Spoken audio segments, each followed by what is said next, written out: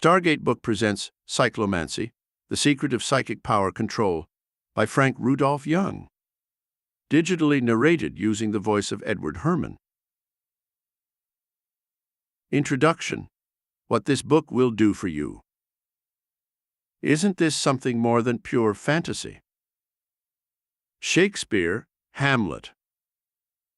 There are more possibilities, my son, in the mind and body of man than he has imagined with all his science. John Arnold Young. Father of the author, to whose memory this book is dedicated. This book will teach you the way to acquire extraordinary mystical powers. Powers of healing, materialization, prophecy, and thought transmission, and even more extraordinary ones. It clearly shows you that magic really exists, and that through it you can achieve incredible results. Cyclomancy, a name that replaces white magic, is simply the utilization of some hidden powers that we all possess. Powers that were given to us long before the books appeared. Forgotten powers, such as the power to move objects without touching them. You possess the faculty to accomplish these, as well as many of other kinds, such as radioscopic vision, astral projection, hypnotic mental attraction, and hearing sensitization. At every stage of life, you will notice that cyclomancy will bring you incredible results. With the vision of psychic power, you can see through walls of brick, stone, and solid steel. You can perceive what is happening in a nearby room. You can read passages from closed books, and you can see the contents of locked safes. The very ground on which one walks becomes transparent, and one can see down into the depths, into the interior of the earth. Minerals, coal, oil, and underground rivers can thus be discovered. These magical techniques are not at all difficult to employ and do not require special aptitudes. All you have to do is read the instructions and perform the exercises. You will awaken wonderful powers within you that you never suspected you possessed.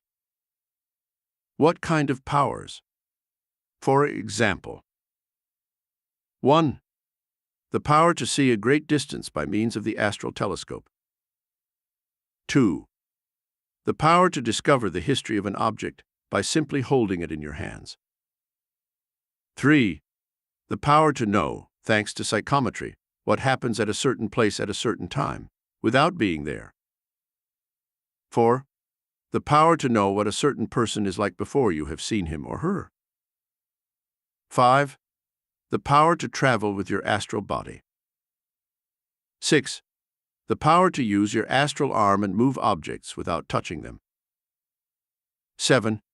The power to foretell the future by means of the crystal ball. 8. The power to lose weight without deprivation. And all this is only the beginning. You will be able to see how many great personalities have used only one procedure of cyclomancy to achieve glory and fortune. You will be able to do the same way if you wish. Here is what it means for you. You will be able to captivate others with your thinking and the grace of your movements, to increase muscle power tenfold by means of the mind, to awaken intense desire in people of the opposite sex, and to attract people as honey attracts the bee. All this is exposed to you gradually, with comprehensive, easy-to-follow instructions. You will know how to draw your peers to you, without asking for anything, how to command others to do what you want them to do, without lifting a finger. You will find in this book secrets hidden for centuries and used only by someone for personal purposes. But today, you too can use these powers and achieve a miracle in your life. In these pages you will discover cyclomancy, the only true form of magic that will enable you to reap a vast harvest of wisdom, understanding, power, and love.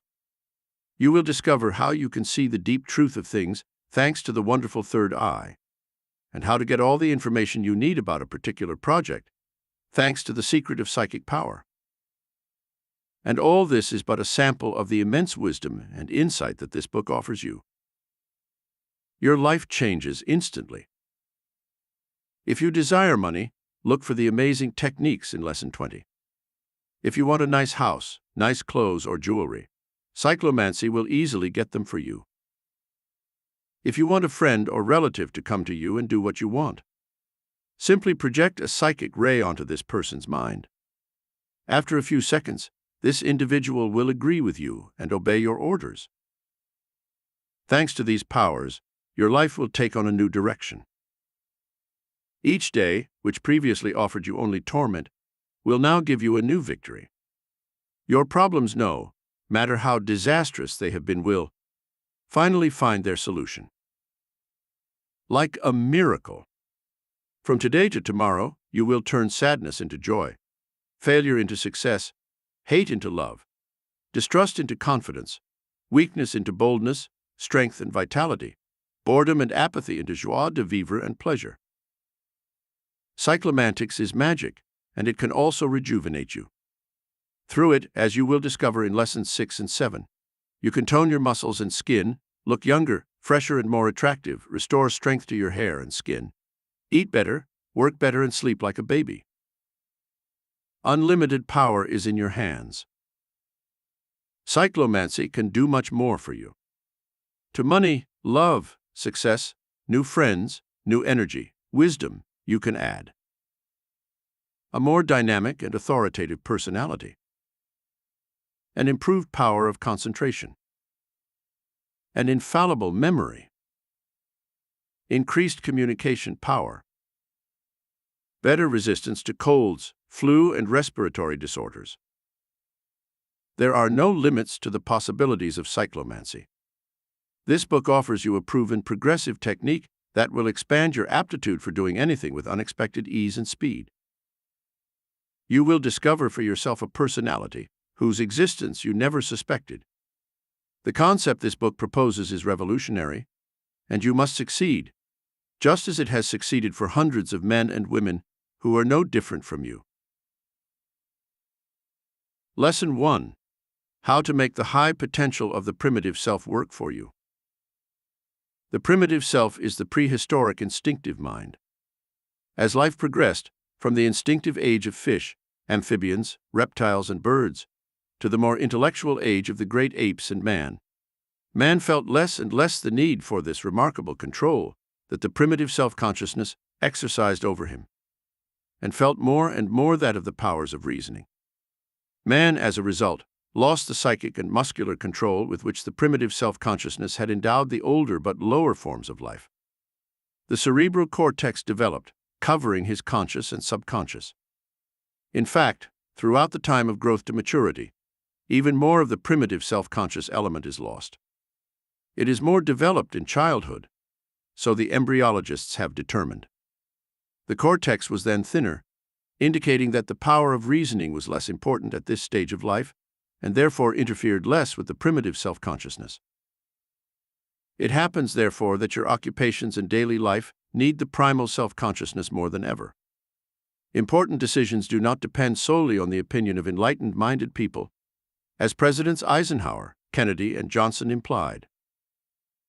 Others, such as Clark Gable, Rudolph Valentino, Jean Harlow, and Marilyn Monroe, resorted solely to a small unknown quality of their personality to catapult themselves into glory and success. Logic and reasoning can help you, and later instinct and the primitive self take over and demolish your conclusions based on the strictest logic and skill. Fortunately, you have not lost your primitive self-awareness. It functions in the brain involuntarily or instinctively. Its presence in you, even when asleep, is demonstrated by the incredible performance of people in a state of hypnosis. Therefore, it can be awakened and used consciously to accomplish fantastic things. For example, you cannot make your ears move at will, but you always have the muscles to do so. You can then, if you want, urge these muscles to make your ears move again. You can gain incredible psychic and physiological power by awakening just a fraction of your primitive self-consciousness. You can use it to achieve exceptional health, to captivate people with your thoughts, to subdue them with your gestures, and draw them to you just as honey attracts bees, to learn any trade in no time, to cause intense sexual desire in the opposite sex by your mere presence, to increase your strength tenfold, to improve your sight and hearing, to know what is happening in a given place thousands of miles away, to have exact knowledge and information about a certain project, to make contact with the past and the future through your mind. Through it you can see through the earth and perform endless miracles. The two scientific proofs of confusion. There are two indisputable scientific proofs that demonstrate that anyone can awaken his or her primitive self to transform his or her entire being in life. The first is pathological evidence that could be demonstrated on any victim over the course of a few years. The second is psychopathic evidence that could be exhibited by anyone in an instant if the opportunity arose. The two pieces of evidence consist of syphilis and hysteria. First test. Syphilis. Eminent pathologists call syphilis the great imitator. Its clinical manifestations are innumerable, as it can affect any organ or tissue and can virtually take on the appearance of any disease. Many clinicians state that syphilis can actually take on the appearance of the most diverse diseases. In other words, human tissues possess an unknown quality which, when subjected to an appropriate pathological stimulant, i.e. treponema pallidum, can, over a period of months and years, mimic any disease. Second test. Hysteria is strictly a mental condition, although it can cause symptoms of illnesses that do not actually exist in the person concerned. During the war, more than one soldier was stricken with hysterical blindness after miraculously escaping danger. Other soldiers who had the task of burying rotting corpses lost their sense of smell. Hysteria is a psychosomatic illness. The hysteric becomes convinced that he is suffering from a certain disease and thus develops all its symptoms. Although clinical and laboratory examinations will show him otherwise, he will remain convinced that he possesses such an illness to the point that it becomes real. What does this prove? It proves that the superiority of the hysteric's psychic power is so irresistible that he can actually assume the state he believes he has. His tissues can truly degenerate simply because he is convinced that they already are. The order of his psychic power takes over the logical reasoning of his conscious mind and orders the primitive self to change his mind and body into the condition in which he believes he is. The subject actually becomes what he imagines himself to be. In conclusion, if you acquire the mind and body control that the hysteric has and use it in a constructive sense, what wonders you can accomplish in life. But the conscious and logical mind does not abandon you, and psychic power has subordinated itself to it over the years. Cyclomancy, the secret of psychic power padronity, will free psychic power from such subordination. These two scientific proofs of confusion show that the tissues of mind and body already possess an inherent quality that makes them capable, with appropriate pathological stimulation, of mimicking any disease if given the necessary time and opportunity. They likewise prove that psychic power, when strong enough, can change the condition of the mind and body through the control it exerts over the primitive self-consciousness. Learn to know your primitive self-consciousness and bring it under the control of psychic power. Analysis of primitive self-consciousness. Anatomically, the primitive self consists of 10 major parts of the brain. 1. The center of psychic power, the silent region of the brain, the forehead and temples. 2. The sensation registration center, thalamus. 3. The organ control center, the hypothalamus. 4. The coordination center of muscles, the extrapyramidal nervous system. 5. The brain antennae, the artillery of psychic power, the optic nerves and the retina. 6. The reflex centers of vision and hearing, upper and lower colliculus. 7. The center of primitive sight and the great visual center, the occipital lobes. 8. The primitive hearing center, the middle geniculate bodies. 9. The vision of psychic power, the eyeball. 10. The hearing of psychic power, the auditory nerves and temporal lobes. Description of the 10 parts of the primitive self-consciousness. 1. The center of psychic power, the zone of silence, differs microscopically from the adjacent areas of the brain and possesses amazing power over the mind and body. Since its cortex has not been conveniently analyzed, according to Gray, the mysterious power of this part of the brain can only be psychic power, because no one has been able to prove otherwise. Scientifically, it has been proven that this center controls the power of attention, memory, digestion, heart, kidney functions, respiration, sensations of pain, temperature, and tension. It is related to many important areas of message reception, such as visual and auditory. The psychic power center is the region of the brain that most influences the development of the unconscious personality. When through it, you have learned to govern the body. You can control the lungs, heart, liver, kidneys, digestion, blood tension, coordination of muscles, body temperature, etc. It is like the one eye of the Cyclops, Cyclomancy. Without it, the Cyclops was an unarmed giant, while with the eye, he was invincible. With the exception of the great visual center in the temporal lobe, the other parts of the primitive self-consciousness are not centers of psychic power. They govern the muscles and different nervous systems. The psychic power center is able to control the whole body because it can govern all other parts of the primal self-consciousness. 2. The sense recording center, the thalamus, is the region of the brain where pain, differences in temperature and pressure, the position and movements of different parts of the body, and sensations of pleasure are most felt. All this before the conscious mind itself has knowledge of them. That is why, by ruling the sensation registration center by psychic power, you can control the sensations of pain, temperature, and pleasure. You can, for example, be in intense cold and yet be so hot that you sweat. You can give evidence of such vibrant ardor as to awaken intense sexual desire in people of the opposite sex by your mere presence. You can excel at playing an instrument, typing by giving your fingers the appropriate pressure. 3. The organ control center, the hypothalamus, is the command center of the nervous system, grand sympathetic and parasympathetic. It is also the command center of your emotions. Although the nervous system controls the living functions of the body, you can control them at will in the same way as emotions when you have gained control of psychic power over the organ control center. You will then be able, for example, to increase or decrease your appetite at will.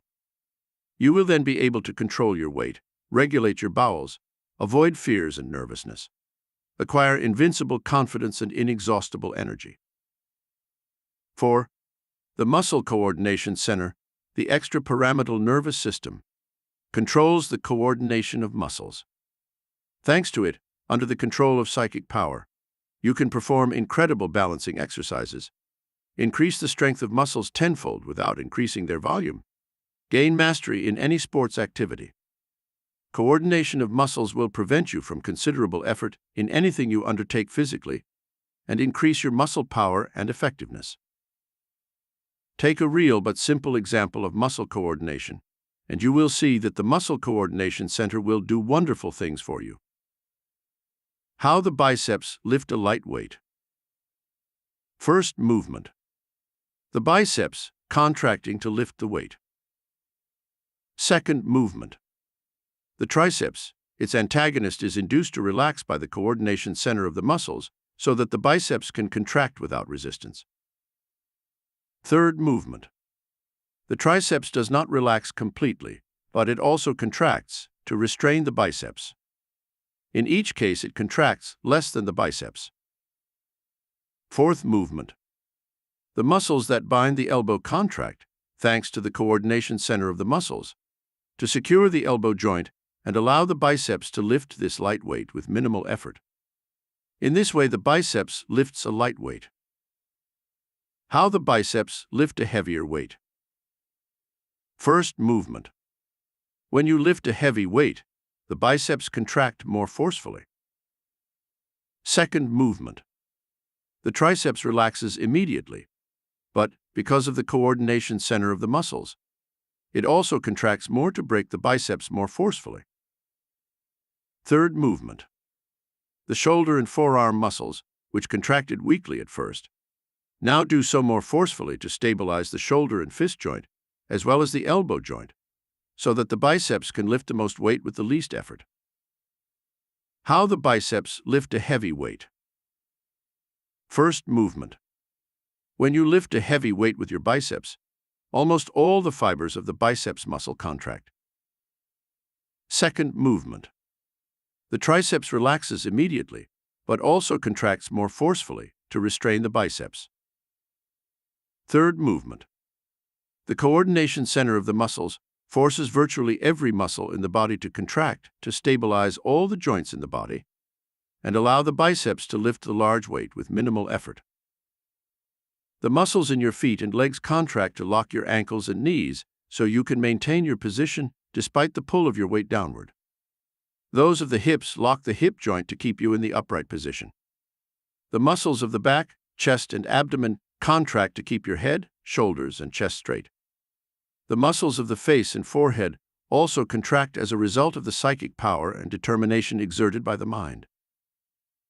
By stabilizing the different joints during the lifting effort, all these sets of muscles allow the biceps to lift a large weight smoothly and force-savingly, which allows it to lift a much heavier weight than it could do without this coordination.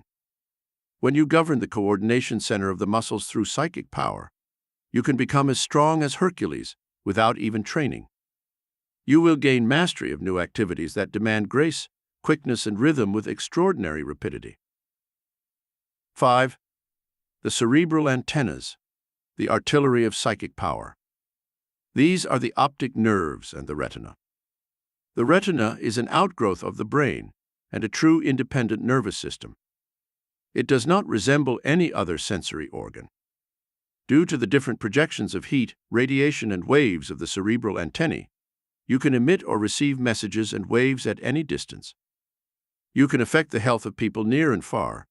You can create new friendships and exercise psychokinesis, or psychic power over inorganic substances.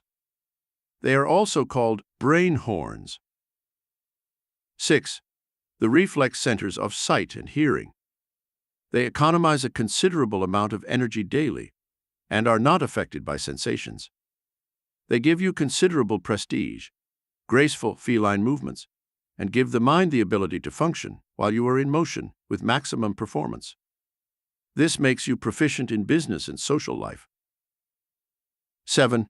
The center of primary sight and the great visual center, the occipital lobes. By awakening the center of primitive sight, you automatically possess two major visual centers instead of one. You can then read much faster because you possess 4 eyes instead of 2.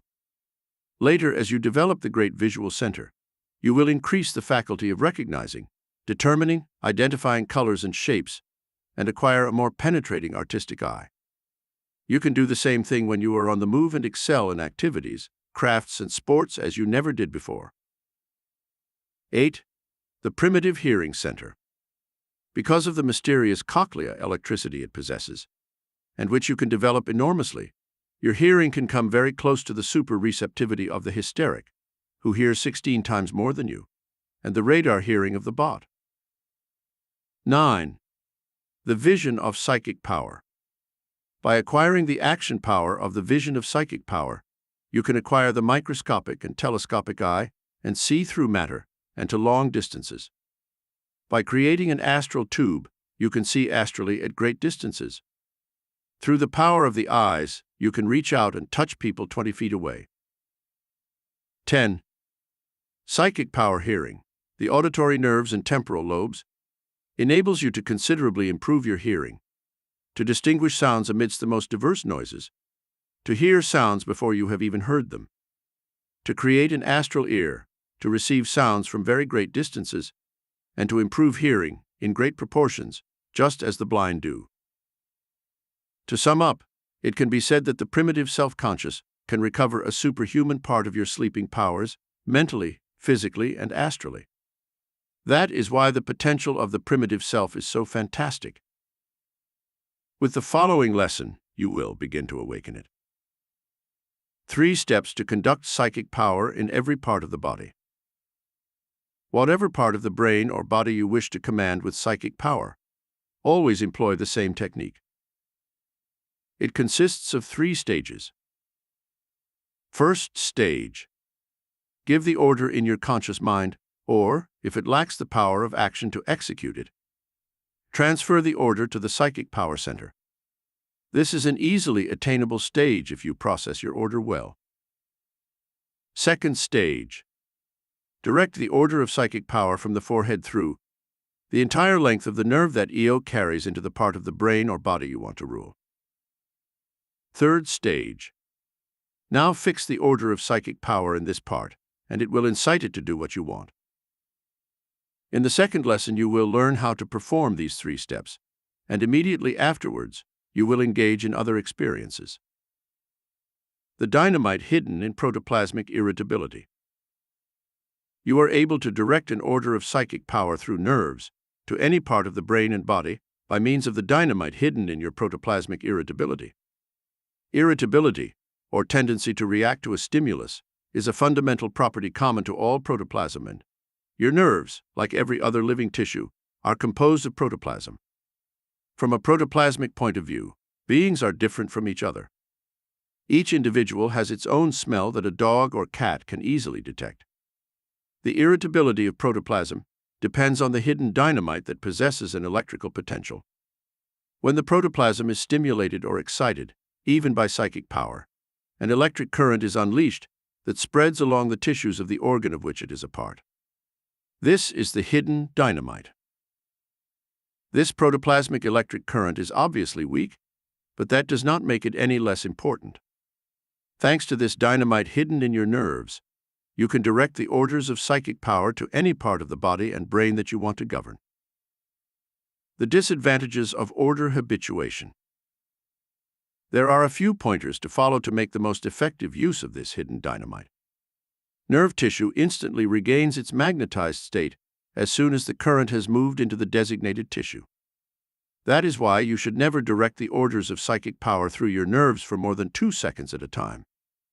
The nerves would adapt and stop responding. In conclusion, you know the fantastic potential of primitive self-awareness and its scientific basis. All you have to do is to arrange the different parts under the control of psychic power so that you can awaken them and begin to take advantage of them quickly by making their fantastic potential work for you. This book will do that for you. What 1% of your primitive self-consciousness can do for you? You already know that the primitive self is your unknown or unconscious personality. But there is no need to fully awaken your primitive self-consciousness. Only develop your unknown personality no more than 1% and you will have complete control of your body. Thanks to the primitive self-consciousness, you can penetrate the mysterious powers of the mind and body powers that could increase your effectiveness 100-fold in everything you undertake. This can happen very simply. First of all, it is well known that you use only 1/10th of your known mental personality, and you also use virtually no part of your primitive self-consciousness. So most of your known personality and primitive self-consciousness remain unused. This is the reason why yoga masters and mystics perform miracles. They use their mental powers 100 times more effectively than you do. It is therefore not surprising that they can surpass you in the employment of their mind and body. You, however, do not need to be 100 times more effective than others to outperform them. You do not need to be January 10th more effective than them to surpass them. So all you need to do is develop the 1% primitive self-awareness, and you will thus use 11% of your known and unknown personality, while others will only use 10% of their combined personalities. This will make you January 10th more effective than them. Remember that in any activity, in school, at work, in sports, in love, if you outperform someone by 10%, you outclass them.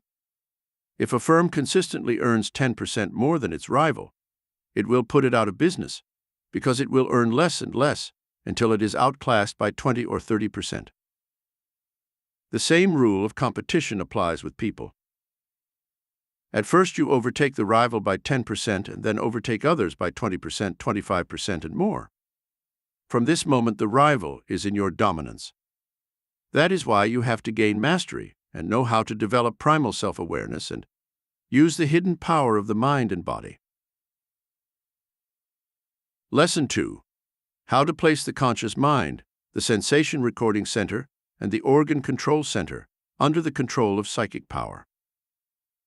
How to improve the transmission of psychic power command. The transmission of the order of psychic power is ensured first of all by the primal self-consciousness, your center of psychic power. With this part, as we have already established, you can govern the other 9 parts of the primal self and your conscious mind. Since you probably do not use more than 1% of the psychic power when you consciously apply it, you do not use more than 1% of the nerve fibers of the psychic power center when you issue an order. Therefore, psychic power can be intensified 100 times more. This is what beings who perform miracles do. In fact, you intensify the command of psychic power 1,200 times by quickly overcoming the resistance it meets at the nerve junction. Since some nerve tracts have up to 3 or 4 joints, you can intensify psychic power at least 3,600 times. You will learn in Lesson 4 how to accomplish this. In exercises 1 and 2 below, you will create a powerful command transmission of your psychic power. You will learn to make the conscious mind feel a much more intense sensation than in reality. In exercise 3, you will feel 2 different sensations at the same time with the 2 separate parts of the brain, and you will order each half of the conscious mind to feel the different sensations much more intensely than is actually the case. The 7 exercises will force you to put more nerve fibers of your primitive self into motion under the guidance of psychic power and develop the hidden powers of the mind. 7. Exercises to transmit orders to the conscious mind. You cannot hope to dominate the rest of your body and the bodies and minds of others with the commands of psychic power if you cannot first dominate your own mind. Exercise 1 gives you this power. The power to force your conscious, logical, and reasonable spirit to accept exactly the opposite of what it knows to be true by simply sending it an order from the center of psychic power. Only when you have accomplished this will you be on your way to performing miracles. When you have forced the conscious mind to accept the orders of psychic power without argument, you too will be able to perform miracles. So exercise 1 is very important. Exercise 1. How to master one's conscious mind by means of the orders of psychic power. Place your left hand in a sufficiently deep cup filled with cool water. Then issue an order of psychic power to the conscious mind, ordering it to feel that the water is very hot. Represent the order as a very hot rocket launched from the forehead backward into the conscious mind, into the cortex of the brain. The conscious mind will immediately feel that the cool water is a little warmer. With this launch, you will have used about 1% of the nerve fibers of your unconscious personality. After 2 or 3 seconds, before the mind adjusts to the very hot flare, throw another even hotter flare command. Then imagine that the hand becomes hotter and hotter. After another 1 or 2 seconds, before the mind adapts to the enhanced command of psychic power, throw her another even hotter rocket command and immediately imagine the hand becoming completely hot. This time, however, you can bring into play more of the new fibers of the primitive self-consciousness 2% in all. Launch 2 more and hotter rocket commands to the mind so that you use and develop at least 3% of your primitive self-consciousness. From this moment on, you can actually give orders to the conscious mind by means of psychic power. Exercise 2. Now place your right hand in a cup full of very hot water and repeat exercise 1 in the opposite direction. Launch a very cold rocket command, commanding the conscious mind to feel that the hand is cold rather than hot. After a few seconds, you launch a new, even cooler rocket and imagine that your right hand is cooler than before. Repeat the exercise up to 5 times. Once more, you have given orders to the conscious mind through psychic power. Exercise 3. Sit down by placing your left hand in a cup of cold water and your right hand in a cup of hot water. Repeat exercises 1 and 2 at exactly the same time. To do this, you must focus divided attention, which doubles the difficulty of the exercise. However, this is achievable because the right half of the brain controls the left hand, while the left half controls the right hand. This forces you to place each half of the mind under a different command of psychic power at the same time. Apply these exercises until you feel the flares of psychic power reach the left and right hand. Exercise 4. Repeat exercises 1, 2, and 3, but now instruct the right hand, which is in hot water, to feel cold instantly, the left hand, which is in cold water, to feel very hot as well instantly, Your commands will not succeed at the first stroke, but your efforts will put the fibers of the primal self into action and develop them accordingly.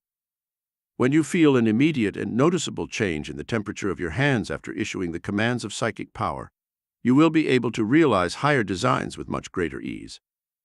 Be careful not to let your imagination distract you. Do not imagine that your hand is locked in ice when it is merely immersed in warm water. You are practicing to develop the transmission of psychic power orders and not imagination. The skill you can acquire in these exercises will put more and more nerve fibers of the primal self into action and equip you with the transmission of psychic power commands to make people who know you envious. Exercise 5. Silent transmission. To rapidly develop the transmission of the psychic power command. Sit in your room with your hands resting on your knees. Close your eyes and think only of your left hand. Throw with vivid force a very hot rocket command through the sensation registration center to the base of the neck. Then direct it to the left shoulder and then down the arm to the hand. Immediately thereafter, block the recording center by means of a rocket command of psychic power from any normal temperature sensations that the left hand might send to it.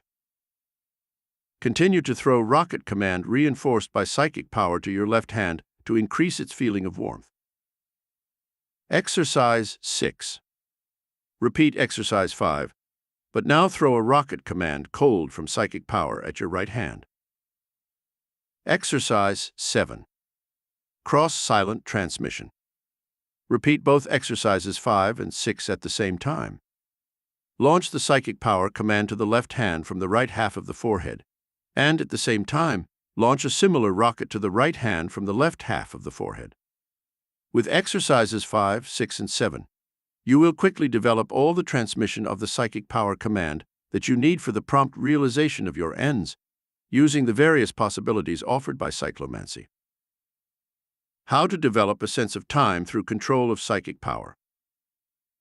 Exercise 1. Throughout the day, several times, try to establish the exact time. Do not try to refer to the time when you last looked at the clock, but force your mind to feel the exact time at that moment. Do not try to guess. Fix the psychic power on the general feeling of time. After repeating this exercise a number of times for several days, begin to make the subconscious mind work according to these directives, keeping the time secretly for yourself. When you later ask yourself this question, the psychic power center will launch a rocket to the subconscious mind and illuminate the dark, invisible clock arranged within, and it will project the exact time to you. Exercise 2. Take a book, not this one. Check the time, and then read a page or two intelligibly. Estimate the time taken and check it on the clock. Do not try to imagine the time it took you to read these pages. Everything must depend solely on the psychic power of your subconscious mind. To sum up, musicians, dancers, athletes, doctors, nurses, businessmen, presenters, salespeople, etc., must constantly use their sense of time. In many of these activities, it is virtually impossible to watch the clock while working. And unfortunately, without an exact sense of time, you are doomed to lose valuable time in these situations. The ability to know the time with sufficient accuracy, without the help of a watch, amazes and fascinates people. This greatly increases your ability and effectiveness in all the projects to which you devote yourself. How to increase volitional power, or willpower, by control of psychic power. The volitional power, as psychologists call it, belongs to the conscious mind. Through it you can guide your muscles to make a certain movement. You can encourage the mind to think in a certain way and your actions to carry out a certain project. Whatever movement you make, whatever project you propose, if you make it without volition, it will be made without conviction, unless you already have the habit of making that movement or project and have converted it into a conditioned reflex. When your volitional power is intensified to the point of foreseeing the possibilities of accomplishing the desired act or project, you will then achieve results in daily life that will astound everyone. You must develop your volitional power to the point of totally surpassing that of the masses. Even intensified to the slightest degree, your volitional power can operate miraculously in daily life. Do the following exercises and you will intensify your volitional power with impressive rapidity. Exercise 1. How to force yourself to do something you want to do in spite of the obstacles that may stand in your way. Set a specific time to go to bed at night. When the hour approaches, prepare for bedtime, even if you prefer to do something else, unless it is an urgent case. Strive to go to bed exactly at the appointed time, neither earlier nor later. Do not make it a matter of life and death, but follow your plan patiently and meticulously. Look at your watch and make sure you are in bed at the chosen time. This seems a simple exercise, but it will test the resources of your willpower. You will find many obstacles in the realization of your plan, and you will have to overcome them all. You will have to disregard other people's wishes to be in bed at the chosen time. Even if you live alone, this will not be easy. To this you must arrive without any sense of anxiety. You will be surprised to see the extent to which willpower will intensify. Repeat this exercise for several times in a row. Exercise 2. Force yourself to sit down suddenly and write a letter to someone. If you have an appointment at that time, choose a time the next day to write this letter. Choose an appropriate time to write a letter the following week. Exercise 3. In Exercise 2, oblige yourself to write a 3-page letter to your correspondent. Make it neither longer nor shorter and complete it in half an hour. This exercise will force the region of the brain covered by the parietal lobe and quickly provide you for this letter with the words and thoughts you need. All this must be done very calmly. Summary: even if you cannot do this exercise correctly the first few times, repeat it several times. The exercises make you use psychic power to intensify volitional power so that you can solve these troublesome tasks effortlessly. Exercises to make thinking more insightful. Exercise 1. Take the most difficult book you have on hand, which you detest because of its roughness. Open it at random and read it fluently as if it were any other book. When you encounter a difficult word that you do not understand, give it a plausible meaning and keep reading. Read 2/3 of the page, striving to penetrate the concepts expressed as if the book were very easy. Put the volume back and begin the same thing again with another, difficult book. You will be surprised to find that you understand it faster. Repeat this exercise 4 times a week, and you will develop more nerve fibers of your unconscious personality. Gradually increase the time of your reading, adding a line or two at a time until you are reading a page and a half or two. The aptitude for assimilating complex information will develop greatly in you. Occasionally stop this exercise for several days or even a week. Do not subject the primal self to too hard a test before it is fully awakened. Exercise 2. Choose an urgent problem for which you cannot immediately find a satisfactory solution. Analyze it from a new point of view and choose the best solution. Do the same thing for any problem that comes your way for which you do not have a ready solution. From the moment you feel fatigued by the effort or have to struggle to find spontaneous solutions, stop the exercise. To get the best benefit from these exercises, always perform them with a fresh and rested mind. Exercise 3. Choose instantly, after brief consideration, a practical solution to end wars forever and make peaceful coexistence possible. How the control of psychic power over the sensation recording center accomplishes miraculous deeds. Polynesian sorcerers can walk on coals by repelling heat from their legs and feet thanks to the sensation recording center. They do not feel the burning heat of the coals. There are blind people who can see with their fingers. They have developed extraocular vision. All the message-carrying nerves of the body are connected in one way or another to all the nerves that send orders. You can transfer functions from one part of your body to another. With cyclomantics, you will learn practical processes that will help you better integrate into society and progress on the path to success. How to place the sensation recording center under the control of psychic power. Why lethargy is a perfect example of the mastery of psychic power over the sensation recording center and the organ control center, the second and third parts of the primal self-consciousness. This book will reveal to you entirely and scientifically. How does the yoga master realize hibernation? Hibernation is the miraculous physiological means by which the yoga master can get himself buried alive and emerge healthy after dozens of days. In order to carry out this bewildering experiment, he launches from his psychic power an order of such violence to the sensation recording center and the organ control center that it causes incredible changes in bodily functions that serve to keep him alive without food, water, or air for the duration of the experiment. First, he reduces the normal temperature from 38 degrees to a variation between 27 degrees and 32 degrees.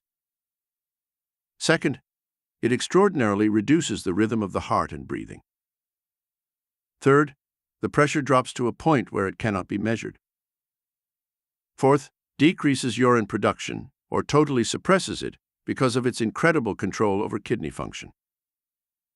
Fifth, reduces digestive activity to a minimum. Sixth, reduces the volume of circulating blood until it flows drop by drop. Seventh, reduces metabolism by 20% to 50%.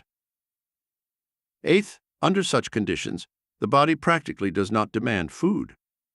Digestion, metabolism, and pressure are so imperceptible that it uses only a minimum of energy to stay alive.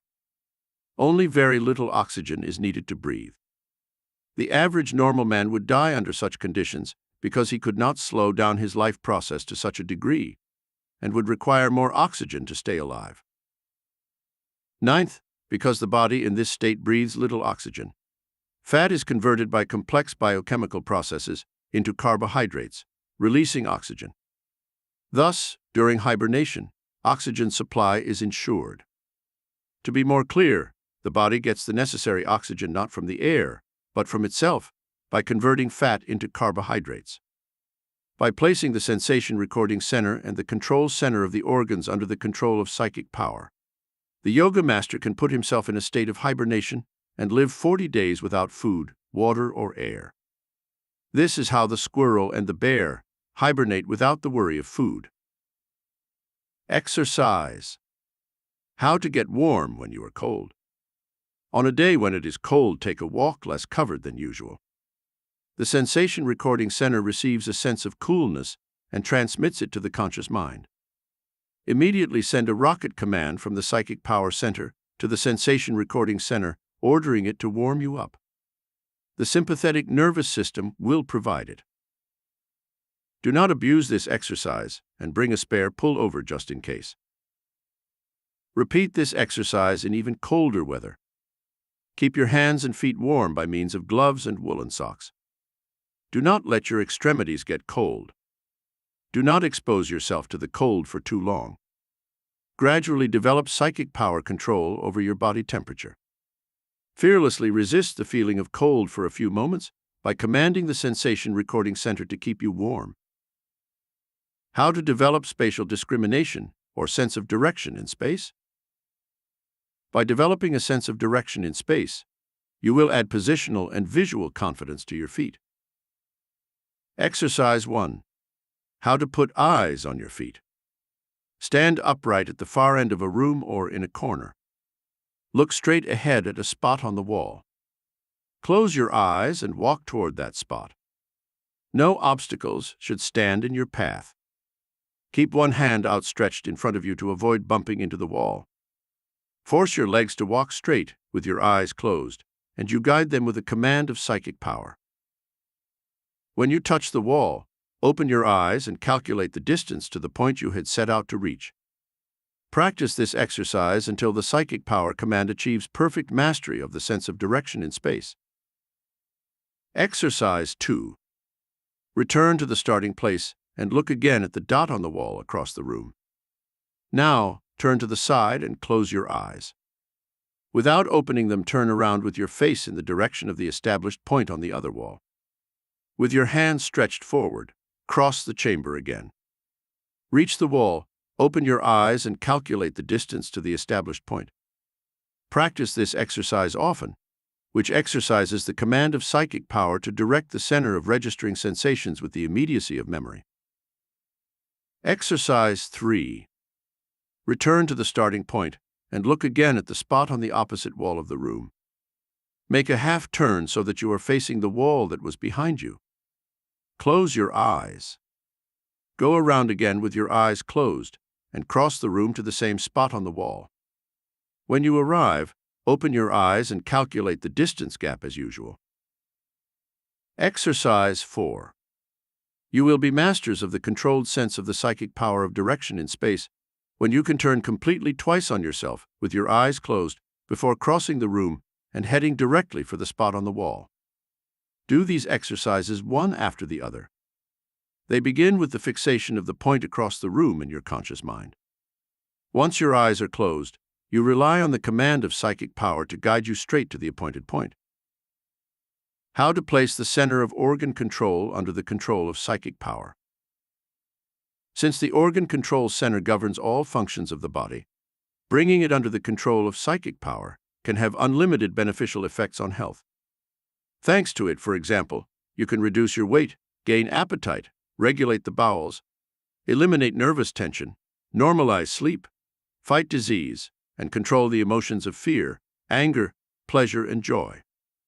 The following exercises are but examples of what you can do for you by controlling the organ control center through the commands of psychic power. Exercise 1. How to lose weight by means of the organ control center. At mealtime, if you feel heavy, fast, thinking with the imagination that you have already eaten. Do not fill your stomach with water, as this would keep your weight down. You must feel your stomach full by order of psychic power. Launch a rocket command to the organ control center, ordering it to distend the stomach so that it ceases to emit gastric juices. You can also consume a small amount of your usual meal, and then immediately imagine your stomach dry and without gastric juices. Direct the visualized image into your stomach with absolute conviction through a rocket command of psychic power. Exercise 2. How to regulate the intestines. Since the organ control center governs the intestines, it can be used to acquire regular habits. It controls the peristaltic movement of the digestive tract, that is, the intestines in their function. Sitting on a stool, imagine the intestine as if it were a tube leading directly from the stomach to the outside of the body. Imagine it rhythmically dilating and contracting every 5 seconds, with the contents descending from the stomach about to 1/2 centimeter each time. In other words, tune the control center of the organs to the peristaltic rhythm that expels the contents of the tube out of the body. If you practice this exercise regularly at the same time every day, you will train the organ control center to go into action automatically, and your bowels will be perfectly regulated. Exercise 3. How to control breathing. Controlling breathing is of great benefit and can be achieved by means of the following exercise. Sit in a chair, breathe deeply and fill the diaphragm with air. Fill your chest with more air up to your shoulders. Afterwards, exhale as much air as you can. Repeat this exercise several times. It also serves to purify the blood because it reduces acidity caused by emotions. Exercise 4. How to control emotions. If you get nervous easily or are prone to anger, encourage the organ control center to slow down the rate of breathing and the rate of heartbeats. Do this only through the breathing control you learned in Exercise 3. This habit will do you immense good.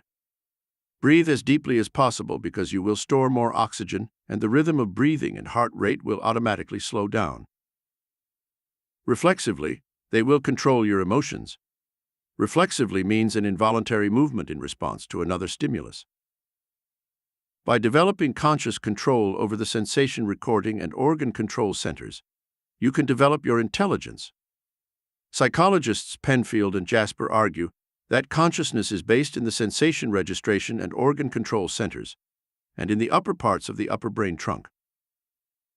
These structures and their connected ones are called centroencephalic system, and it is considered as the highest level of nervous development. And this may be the reason why some psychically super-gifted beings can perform mind-blowing acts. Their sensation recording and organ control center has been developed or awakened to a mind-blowing degree. You will gain incalculable benefits by developing yours to the maximum possible degree. Lesson 3. How to place the coordination center of muscles under the control of psychic power. How you can improve endlessly with the incredible potentials of the muscle coordination center. The muscle coordination center, the IV part of the primitive self, is composed of three important portions: the corpus striatum, the red nucleus, and the cerebellum. To simplify things, we will denote them by the term muscle coordination center. Spontaneous electrical potentials are produced in the coordination center of the muscles, but they are weak because the conscious mind harasses them to preserve conventional muscle activity. In the laboratory, the nerve connection between the center and the conscious mind was experimentally disrupted by freeing it from this awe. High-voltage discharges were immediately sent from the center. The muscle coordination center hid within itself much of the dynamite of protoplasmic irritability. When you release it from the civilized control of the conscious mind, it detonates its dynamite and accomplishes the unbelievable for you. You can free yourselves from this awe through psychic power. Place the muscle coordination center under the control of psychic power, and you can eliminate this addiction, and you will gain explosive muscle power. This is exactly what the hysteric does, but in a negative way. You can do the same thing, but in a positive way. How the muscle coordination center works. Every muscle in the body is under the control of the muscle coordination center. In Lesson 1, you learned how muscle coordination works when a biceps lifts weights that are more or less heavy. Now learn how the coordination center of the muscles brings your nervous system into action to create this increase in power, and how you can work miracles through it by putting it under the control of psychic power. When you try to lift a weight with your biceps, this is what happens in the nervous system. 1. A message is sent from the biceps to the conscious mind with a request for the force needed to lift the weight. In fact, the conscious mind must govern the muscle for it to lift the weight. 2. The nerve that brings order to the conscious mind is a nerve segment that stops at the spinal cord. 3. Consequently, in the spinal cord, the message must pass the nerve junction, or synapses, and transfer to another nerve segment leading to the brain. 4. This second nerve segment conveys the message from the biceps that has arrived at the spinal cord to the coordination center of the muscles and stops there. 5. The center receives the message from the biceps and continues it via another nerve segment to the sensation recording center. 6. Finally, the center entrusts it to the mind, and it chooses for the biceps the amount of force it needs to lift the weight. 7. The mind gives the order to the biceps, via the transmitter nerves, to contract sufficiently to raise the weight. 8. But the biceps needs a balancer to maintain position while lifting weight. The center also orders the triceps to contract to put a brake on the biceps. 9. On the other hand, the triceps must not contract too much so as not to prevent the biceps from lifting the weight with minimal effort. So the center gives another order to the triceps, that of not contracting too much. 10. The triceps contracts, but relaxes enough to allow the biceps to operate without unnecessary loss of energy. In this way, the biceps lifts the weight aided by the triceps, thanks to the coordination center of the muscles. 11. When you lift an even heavier weight and stabilizing muscles come into action, they also come under the control of the muscle coordination center. Other ways in which the center helps you in your daily life. The same control of muscles occurs when you perform difficult movements, such as those that demand balance of the body, the sense of balance, or participation in a sport, game, or job. All activities, swimming, skiing, skating, golfing, dancing, singing, painting, sexual activity, dental surgery, serving at the table, doing manual labor, acting, driving, horseback riding, bicycling, demand that you use many muscles of the body in a synchronized action to enable the main muscle to increase its effectiveness many times over. When an athlete strives to break a record, when a dancer or musician wants to improve their performance, or when a motorist wants to squeeze into dense traffic, you must add to your skill a considerable mastery of psychic power, because you cannot foresee the eventualities that as they arise. How to multiply the strength of muscles. The strength or agility that the transmission of the command of psychic power can impart to muscles is incredible. When a muscle becomes stronger, its fibers become larger. But the strength that muscles can eventually achieve is out of proportion with the increase in their volume. Let us examine the case of an average bodybuilder who lifts weights. He will begin training with a biceps that measures 35 centimeters and in a few years will have developed it to a maximum of 40 or 42 centimeters. That is, he increases by 25%. Now, at first he could not lift more than 26 kilograms, but in a few years he can lift 81 to 90 kilograms. His strength thus increases by 150%. Moreover, observed under a microscope, his muscle fibers are the same, although a little thicker. What could have caused this extraordinary increase in muscle power? It was the transmission of the command of psychic power to lift weight. He convinced himself that he could lift heavier and heavier weights. The psychic power center sends this rocket command to the muscle coordination center and orders it to ignore the opposite influence of the conscious mind.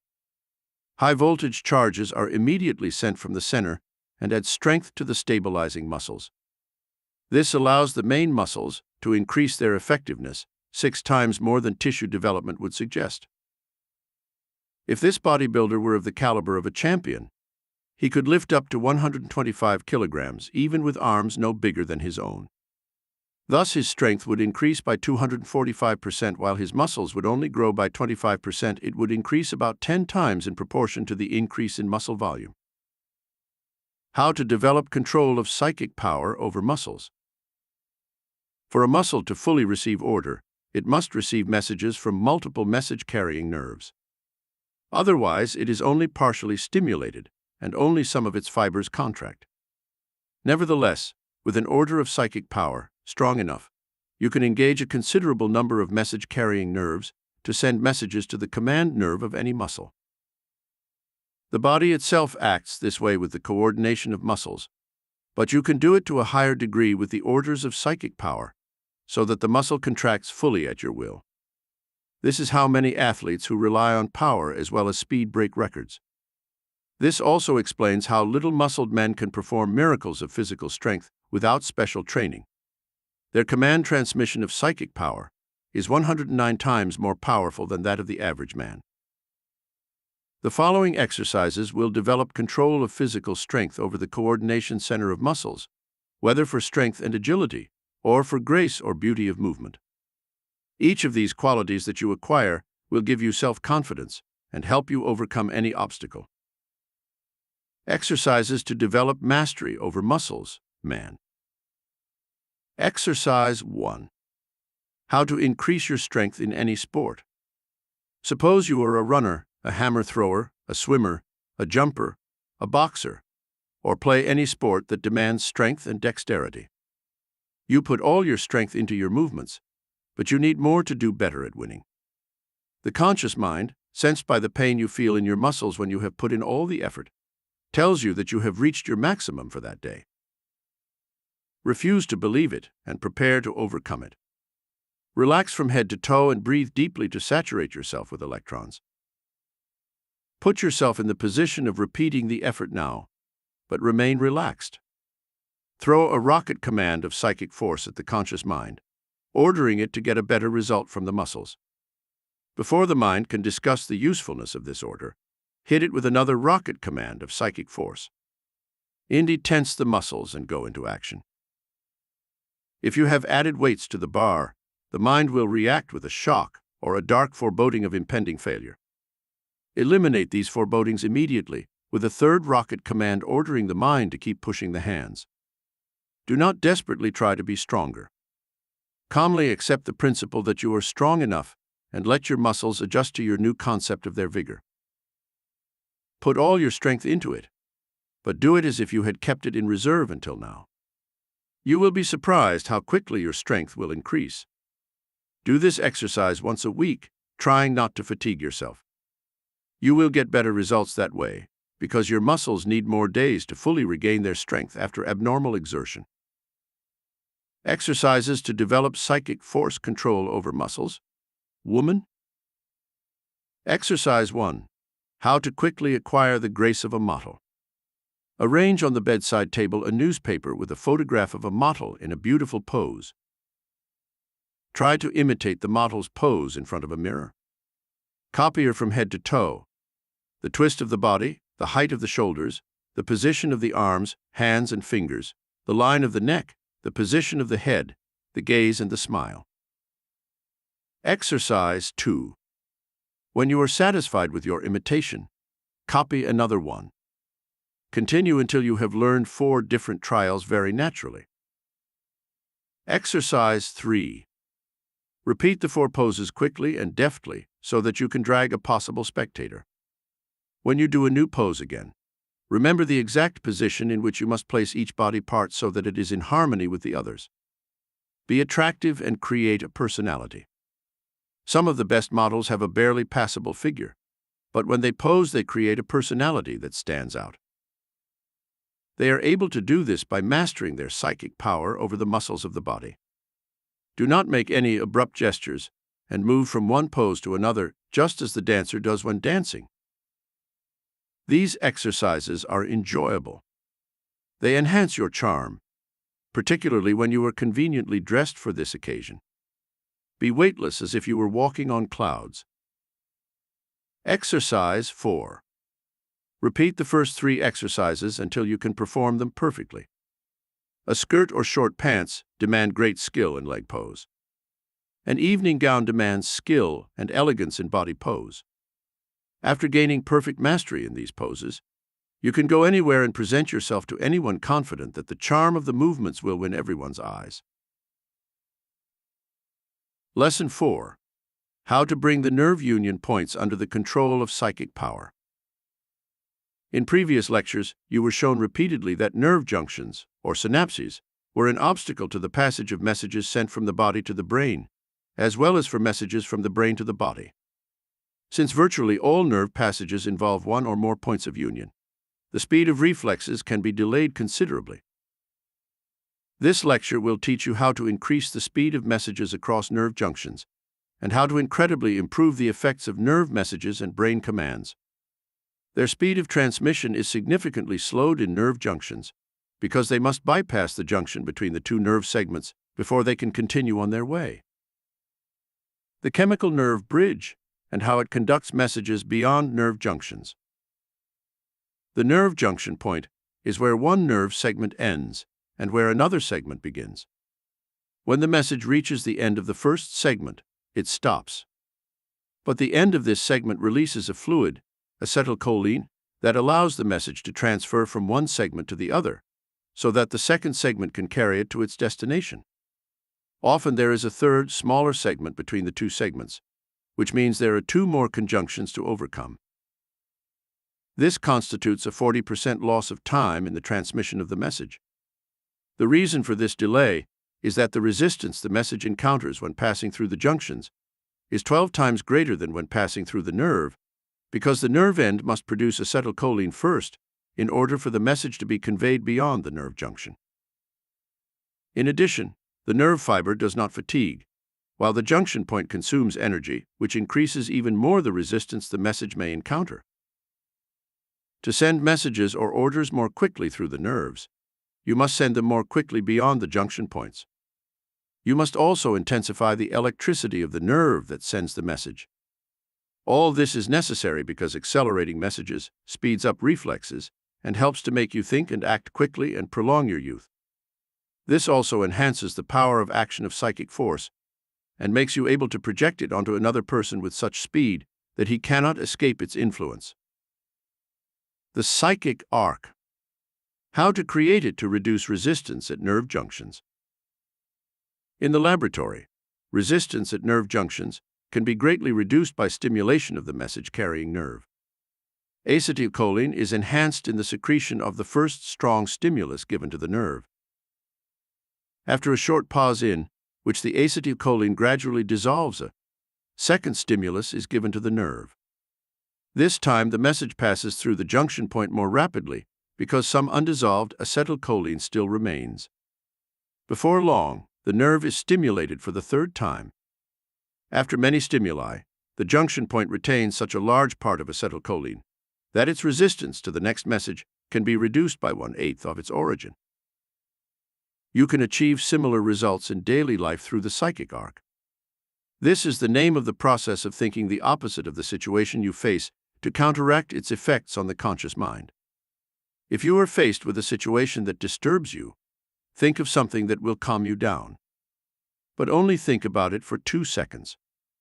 Stop thinking about it before the mind gets tired and returns to the reality of the original situation. After a few seconds, think of this opposite idea again, but reinforce it with rocket command of psychic force launched from the psychic force center. Continue this process until the nerve junctions are so saturated with acetylcholine that the opposite thought can rush through the junctions to the conscious mind faster than the original thought. With the exercises in this lesson, you will learn to do this with ease, which will bring rapid change to your daily life. You will learn to deal with new situations, and you will control yourself with confidence and keep a cool head in the strangest circumstances. Note, there are actually 3 types of psychic arc, and they will all be explained to you in this lesson. 1. The psychic arc. 2. The radiating psychic arc. 3. The deferred psychic arc. Study them thoroughly and put them into action immediately. How the psychic arc acts on nerve junction points. When you increase the speed of one of the habitual reflexes, the ends of the conditioned nerve segments secrete more acetylcholine. The mastery and rhythm acquired in a certain movement give a feeling of pleasure and satisfaction to the body and stimulate the nerves to function better, and these nerves always secrete acetylcholine when stimulated. That is why it is important for you to be calm and content in order to secrete acetylcholine. When you are frightened, the nerves secrete sympathin, and then digestion stops. The heart beats faster, pupils dilate, blood pressure rises, sugar pours from the liver into the blood, and so on. When you are calm and satisfied, on the contrary, appetite and digestion are good. Heart beats regularly, pupils contract, pressure is normal, and muscles relax. If you add the mastery of psychic power to your confidence and effective pacing, you can increase the digestion faculty by 8 times. In other words, the psychic power on the psychic arc can increase the secretion of gastric juices 8 times without the psychic arc bypassing the nerve junction points any faster. Think of how many times the psychic arc could increase the gastric juices when it bypasses the junctions more quickly. This is what the psychic arc can do when you place it under the control of psychic power. How to master a new specialty more quickly through the psychic bow. When you get ready to engage in a new specialty, fear and uncertainty assail you, and the nerve endings secrete sympathin. As a result, the entire nervous system acquires an anti-acetylcholine tendency. In starting the new specialty, the nerve junctions of the muscles secrete little acetylcholine, and thus work with tension and fatigue. This will decrease confidence and increase doubt. As a result, the nerves will secrete more and more sympathin. Nevertheless, if you do some good movements, you will regain confidence, and the muscles will regain rhythm and agility. But as soon as you make a new mistake, the acetylcholine will dry up again, and there will be new secretion of sympatine. The muscles will resume working with tension and fatigue. Through persevering training of hours, days, months, and years, you will arrive at mastery of a movement or specialty and dexterity in performing it. In any case, your period of refinement can be greatly reduced if you can retain the same confidence in yourself while learning a specialty. Your aim should be to adopt or retain the same masterful self-confidence when learning something new rather than when you are sure of it. You can achieve this by encouraging the nerves to secrete more acetylcholine so that the mind and muscles react more quickly to the instructions they receive. This is achieved with the help of the psychic arc controlled by psychic power. Exercise 1. How to learn any specialty quickly thanks to the psychic arc. Undertake any manual work. Read the instructions and follow them point by point. Whatever you do, confidence leaves you and you become mentally and physically tense. Through the psychic arc, you immediately think of a delicious dish, a steak, an ice cream, a cream. Picture it clearly before your eyes. Your muscles will relax and feel comfortable again. Concentrate on work again and tension will reappear. Then think of the favorite dish and try to resume the work, and you will find that you will perform it more and more easily. After repeating this process several times, you will be able to visualize the appetizing dish so clearly in your mind that the tension will disappear. You will acquire the aptitude to control the new work to the smallest detail. Always make use of the psychic arc. Strengthen it with the rocket commands of psychic power, and the amount of acetylcholine will quickly increase and help you learn faster. In this way, you will quickly learn any job. The steak serves only as an example. Imagine the thing that appeals to you most, and you will get the best result. Exercise 2. How to gain people's sympathy. The technique applies to both sexes. You can also use it on the telephone. Listen attentively to the person talking to you while you think of something pleasant. Also think of all the qualities the speaker possesses and embellish them in the mind. Stop these thoughts every 2 seconds and then start again by intensifying them with psychic power. To do this, imagine that the interlocutor is twice as attractive as you thought he was before. Interrupt this thought after 2 seconds and imagine him to be 3 times more attractive. Let him speak so that you focus deeply on your thoughts. Imagine the wonderful qualities you attribute to his appearance, voice, and expression, and forget his flaws. Ultimately, you will soon feel a great friendship for the one who is speaking to you. A delightful feeling will spread through your body. His nerves will respond by secreting acetylcholine and he will desire your company. You will have won him over by spreading your psychic arc over him. Note: Clark Gable openly confessed that by using the thought of a good steak, he transformed at the age of 30 his insignificant career into that of the vedette of his time. Jean Harlow and Valentino did the same thing and catapulted into glory with incredible rapidity, while other great actors, who did not use this little trick of their unknown personality, were hardly ever seen by the general public and were soon forgotten. How the psychic arc controls the final common path. Physiologically, the last segment of the nerve that carries the order to the organ is called the final common path. Many other nerves can carry at the same time different orders to this final path, but the only order that finds passage to the organ is the one that possesses the highest charge of nerve electricity. Ultimately, you can override a weaker order that has been given to an organ with another order that is stronger and more interesting. In addition, contrary orders cannot occupy the final path simultaneously. The weaker of the two must give way to the stronger, because the final path is selective. Otherwise, you would be trying all day long to do different things, and you would end up walking on all fours without doing anything productive. In order to allow the final path of any of the nerve circuits to pass welcome orders instead of undesirable ones, you must throw welcome orders at your organ with greater intensity than you use for undesirable orders.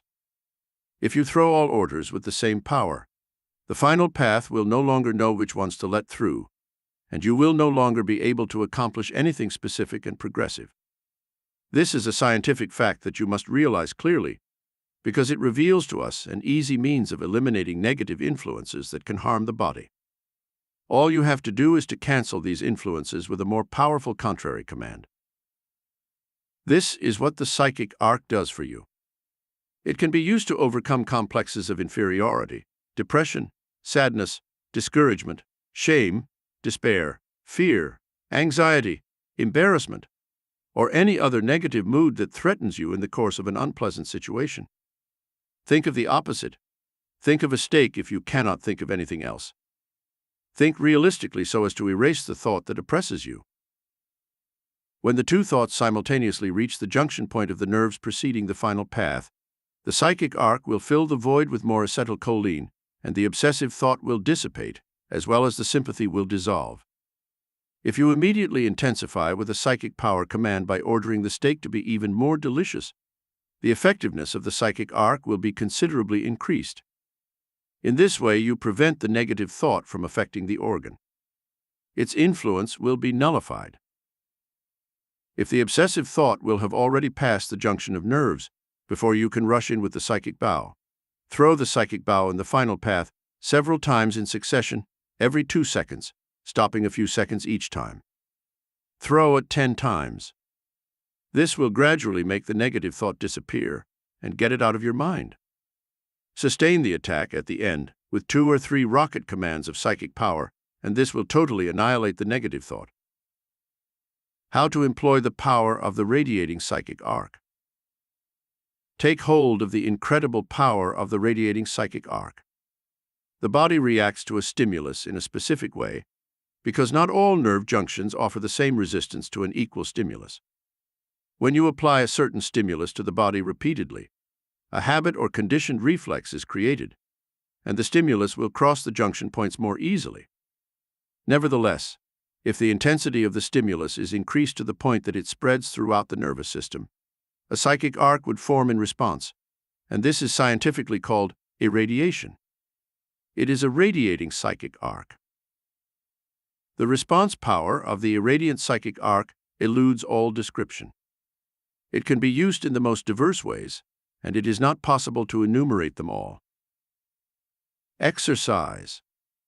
How to protect yourself from the antagonism of others through the irradiant psychic arc. You have had a recent dispute with Bill, and you feel that he detests you. You try to forget, but are unable to do so. There are possibilities that he wants revenge. You are in an anxious state and need to quickly get rid of the nefarious effects of his thinking. This is how you will succeed thanks to the irradiant psychic arc. Prevent Bill thoughts from affecting you by preventing your nerves from producing sympathies. Think for 2 seconds about a dish you love dearly. Stop for 2 seconds and start again, intensifying the thought of the favorite dish each time until your mouth is watering. Intensify it again until your hands, feet, stomach, and neck are warm. To feel your body pleasantly warm anywhere, you have to stimulate your nerves and attract blood from your skin muscles. Your body is then able to secrete acetylcholine even if your mind receives threatening messages from Bill. You will thus have developed an irradiating psychic arc against Bill's antagonistic introspection. The irradiating psychic arc is a permanent acquisition and can be used against anyone who detests you for no reason. Just imagine someone else's negative thought and nullify it with the psychic arc, and then intensify the latter 7 times consecutively. How to gain invincible self-control with the secret of the deferred psychic arc. The deferred psychic arc is an amazing means of suppressing an unwanted command from the mind. Physiology admits that commands from the brain to organs can be overridden by a new command from another part of the brain. That is exactly what you do with your rocket command of psychic power when you launch it at any part of the mind, of the body, to counter the orders that the conscious mind sends. And that's not all. Physiologists have found that the motor region, the region of the conscious and subconscious mind that commands the muscles, loses some of its power when stimulated assiduously. In fact, after 15 seconds of continued stimulation, the region temporarily loses all of its power. The same thing applies to psychic power, because the psychic power center is also a tissue of the brain. If you throw the psychic power command through the nerves for more than 2 seconds, the command will lose its effectiveness. If you continue to throw the command for more than 15 seconds, it will temporarily lose all power. Hence the need to create and apply the deferred psychic arc. Exercise. How to eliminate an undesirable habit or impulse that penetrates the mind. Here are the first 10 instructions to follow. 1. Let the undesirable habit penetrate the final common path. 2. Hold it for 15 seconds until it temporarily disappears. 3. Now cast the psychic arc at full force with the opposite thought in the final path for 2 seconds. 4. Interrupt for 2 seconds. 5. Throw it again for 2 seconds. 6. Interrupt for 2 seconds. 7. Throw it for 2 more seconds. 8. Interrupt again for 2 seconds. 9. Launch it the last time for 2 seconds. 10. Stop the operation. You have launched and stopped the psychic arc with an opposite thought 4 times in total. This converts it to deferred psychic arc. In conclusion, you have studied the first part of cyclomancy. Now you can understand why the primal self is the great source of hidden power of the mind and body. You already know how to use it in numerous cases of daily life. Now that you know more about the anatomy and physiology of the primal self, you will better understand how it is possible to perform miracles without supernatural powers. Lesson 5. How to put the nerve electricity of the brain and body under the control of psychic power. In this lecture, you will discover how vast and dynamic is the electrical potential of the brain and body, and how, by placing it under the control of psychic power, it can be used to achieve mental and physical miracles. The potential of nerve electricity. You already know the hidden electrical potential in protoplasm, which naturally includes some nerve tissue. The nerve message is therefore not similar to an electric current passing through a cable. A cable simply conducts the current, while a nerve creates its own current as a message passes along its path. The cable receives energy from a battery, while nerve energy is created by the nerve itself. The potential of electric current decreases as it passes along the cable, while the electric force in the nerve remains intact along the way. An electric current travels at a speed of 372,000 kilometers per second, while nerve electricity travels at 100 meters per second. Nerve electricity is fabricated from the flesh, one could almost say, while electricity in cables is fabricated inorganically. The limitless frontiers of unsaturated control ligaments. The muscle and sense regions of the brain have been localized, but those of the conscious and subconscious mind always remain a mystery. These vast regions are called association regions by physiologists. Each half of the brain is divided into 3 lobes, and each lobe contains a similar association region. In the region of association, the roots of the fibers are localized. The regions of muscles and senses in the conscious and subconscious mind are linked together in the most unthinkable ways. In fact, the brain has a huge number of small nerves that link 2 nerve segments together, and through which all parts of the conscious and subconscious mind are brought into contact with other parts. About 10,000 million association fibers start from the conscious and subconscious mind. The number of connections between them reaches 1, followed by 15 million digits. To print this number would require the paper that was used to print 15 copies of this book. In the brain, therefore, the nerves that carry messages are linked together in the most inconceivable ways. Each of these connections reinforces in the brain a certain element of knowledge. The brain ties are never saturated because you use only 1/10 of the primitive self-consciousness.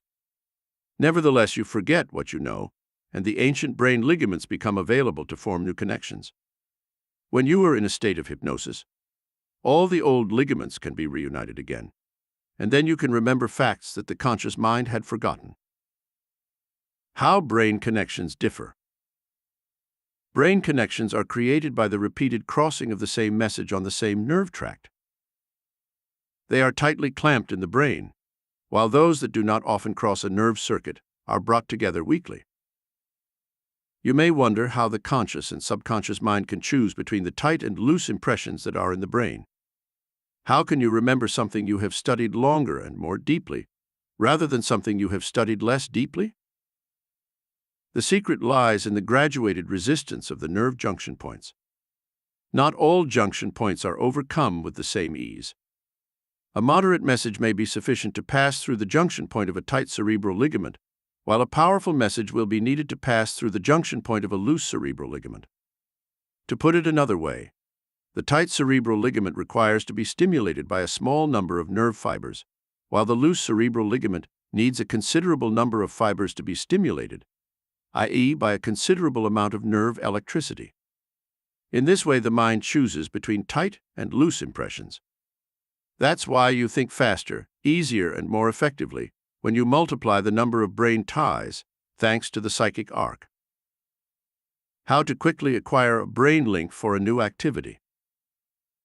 The quickest way to acquire a brain bond is the way of reinforcing knowledge in the conscious and subconscious mind.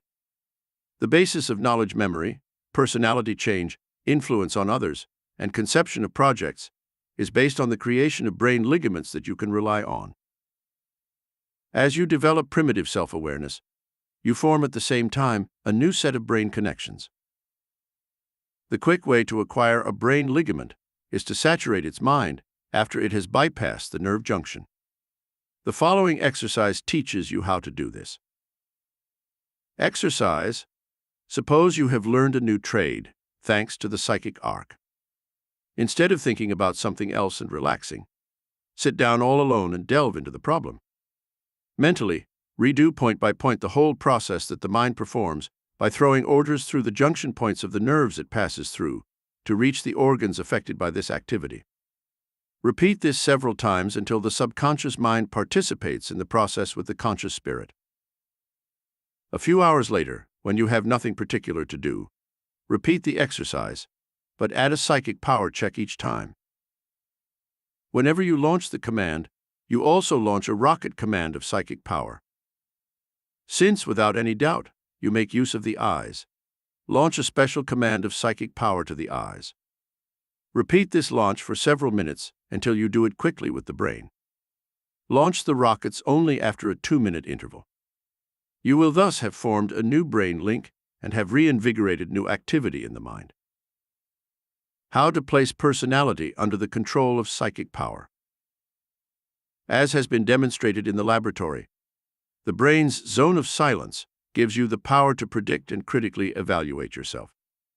These combined qualities make you virtually unbeatable in anything you undertake. When you make a critical evaluation of yourself and can identify your possibilities, you can make wise decisions. If you also harness the power of foresight, you can critically evaluate the future without error and prepare yourself to take advantage of the best opportunities that come your way and avoid setbacks. But the psychic power center also contains negative elements that can cancel out its benefits.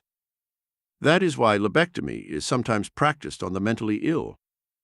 It is practiced because the silence area of the brain torments the sick person by giving him an impressionable, complex personality with excessive emotional impulses, fear, despair, and hypochondria.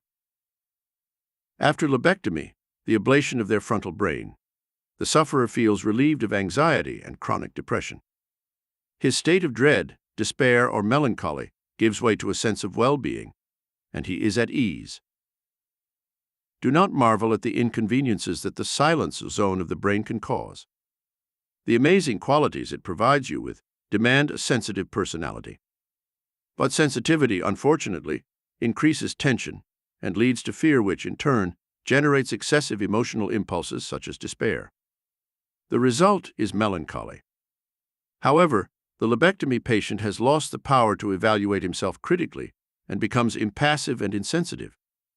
This gives him inner peace, but does not help him improve himself.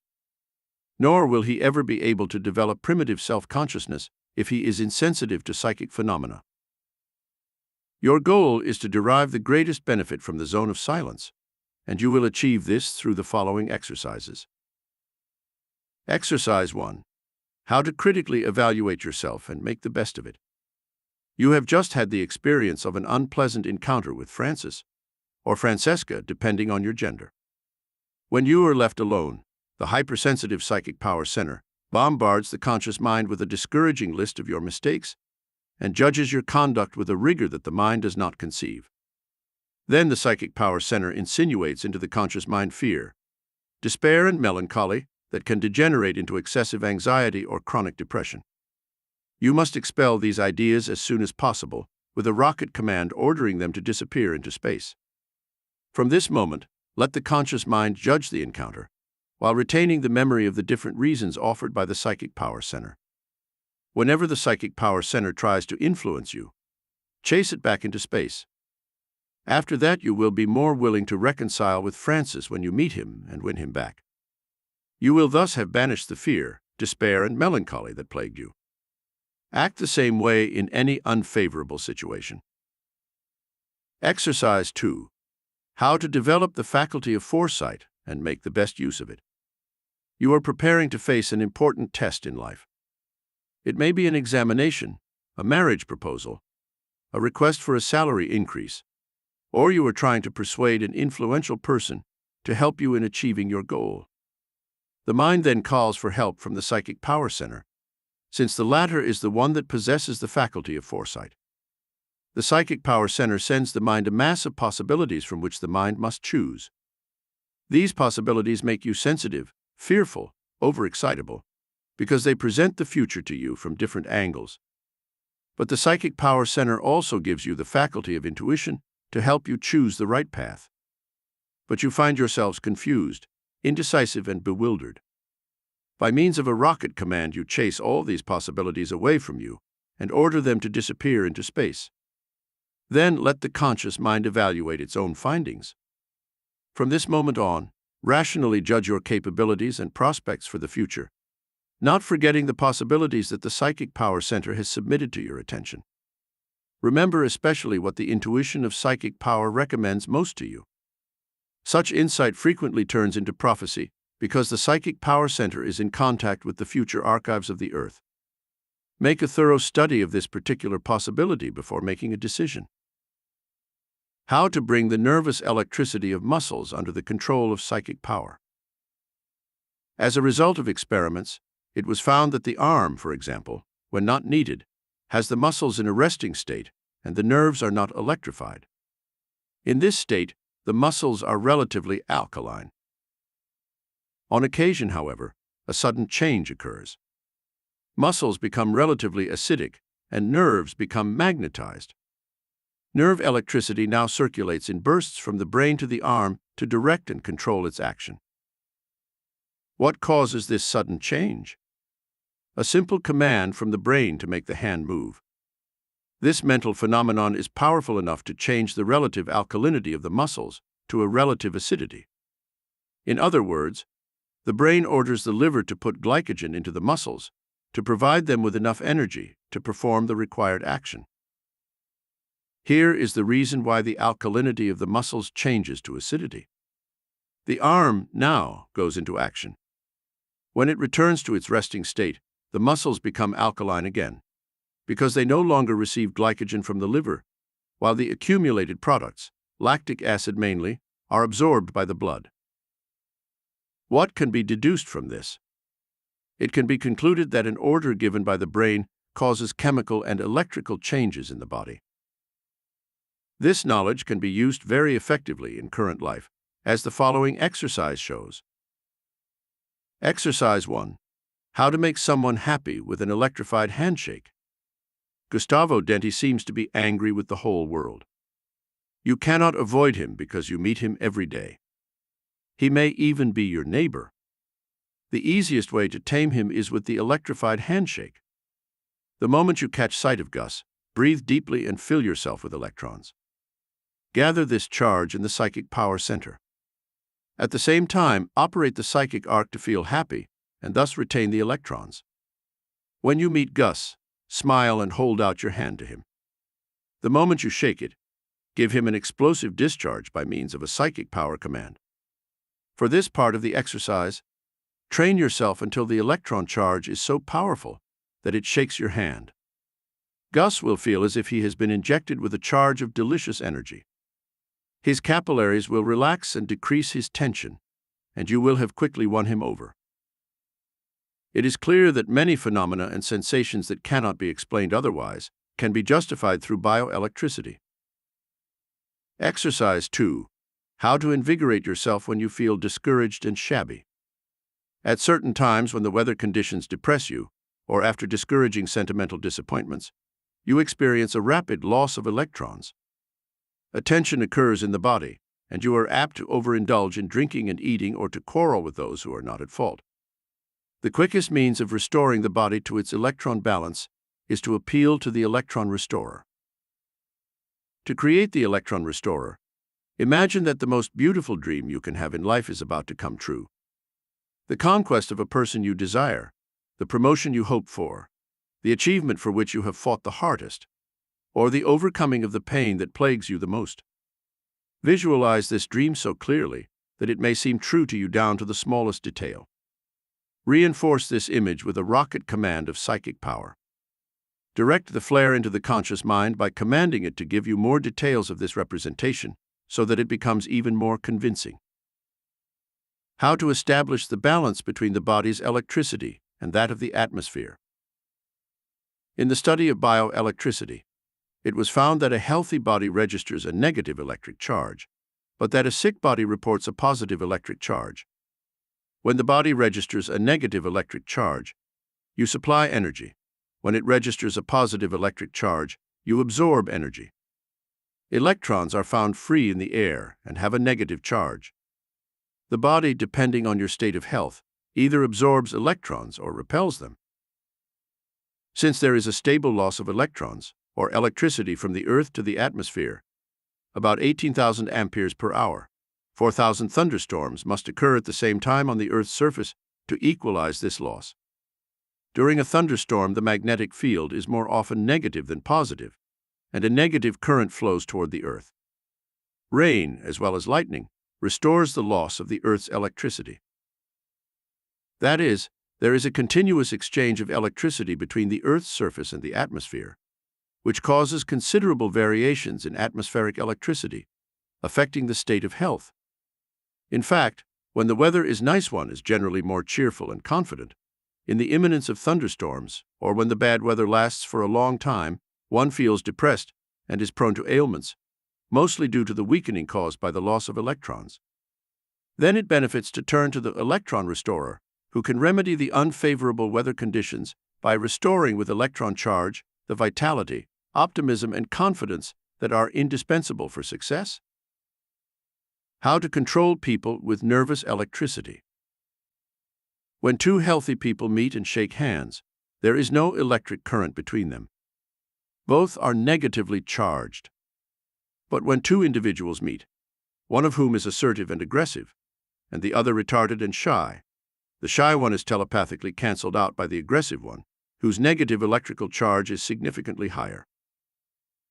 Fear, terror, inferiority, submissiveness, sadness, breathlessness cause great losses of electrons, and sometimes they are so great that you feel cold and get sick quickly. You are then positively charged.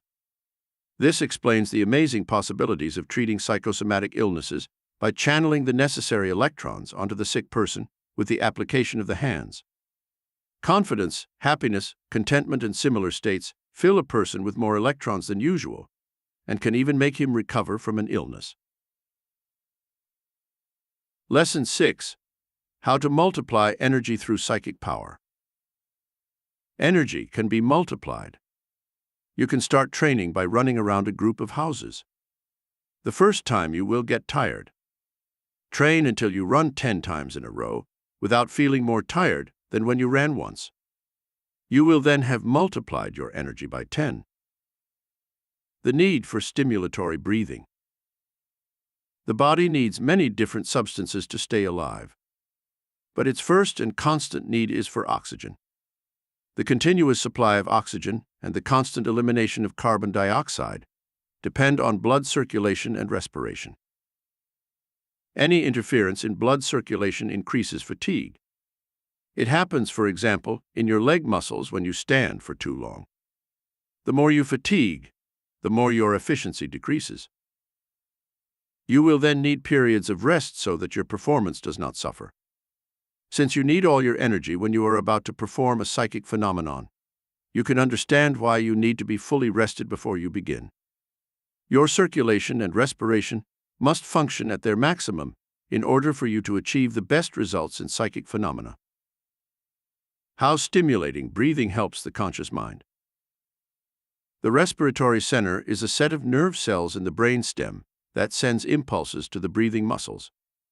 Deep breathing done in a moment of fear or nervousness calms your breathlessness and restores calmness in you. When you breathe deeply, you relax the air sacs in your lungs, and the relaxation causes a stream of messages that are launched to the respiratory center in the brain. These messages lower the activity of the respiratory center and reduce the frequency of the commands launched to the diaphragm and other muscles of the respiratory system, which decreases breathlessness and normalizes the respiratory rhythm. How to breathe deeply and slowly. To get the best benefit from regular deep breathing, accompany it with regular exercise, such as walking. When you breathe deeply for more than 2 minutes at a time while sitting, standing, or lying down without moving, you expel an abnormal amount of carbonic acid from the blood. But the blood requires a certain degree of acidity before it can stimulate the respiratory center in order to cause breathing. That is why alkalosis stops breathing for a minute or two until the blood becomes sufficiently acidic again to provide the stimulus for breathing. In addition, severe alkalosis is accompanied by muscle cramps and increased secretion of alkaline salts. If you breathe deeply, doing rhythmic exercise, the alkalosis disappears. Lactic acid and other acids are then formed in the blood, which turns into carbonic acid that acidifies the blood. It is therefore preferable to perform breathing exercises while walking in the fresh air. The benefits of deep breathing. Deep breathing causes great benefits when the body is in a state of rest. The resulting alkalosis gives you a short stopping period of breathing that gives the body a time frame to rest completely after the respiratory effort. This helps you overcome fatigue more quickly. Therefore, learn to breathe deeply when the body is relaxed, that is, practice horizontal ozone. The horizontal ozone. How to recover energy quickly when you are fatigued. When you are fatigued, immediately stretch on your backs to reduce the rate of breathing. Breathing becomes slower and deeper. To fill your lungs with air, stretch the soles of your feet on the bed or floor with your knees flexed. In this position, you stretch your abdominal muscles and thus can fill your lungs to bursting.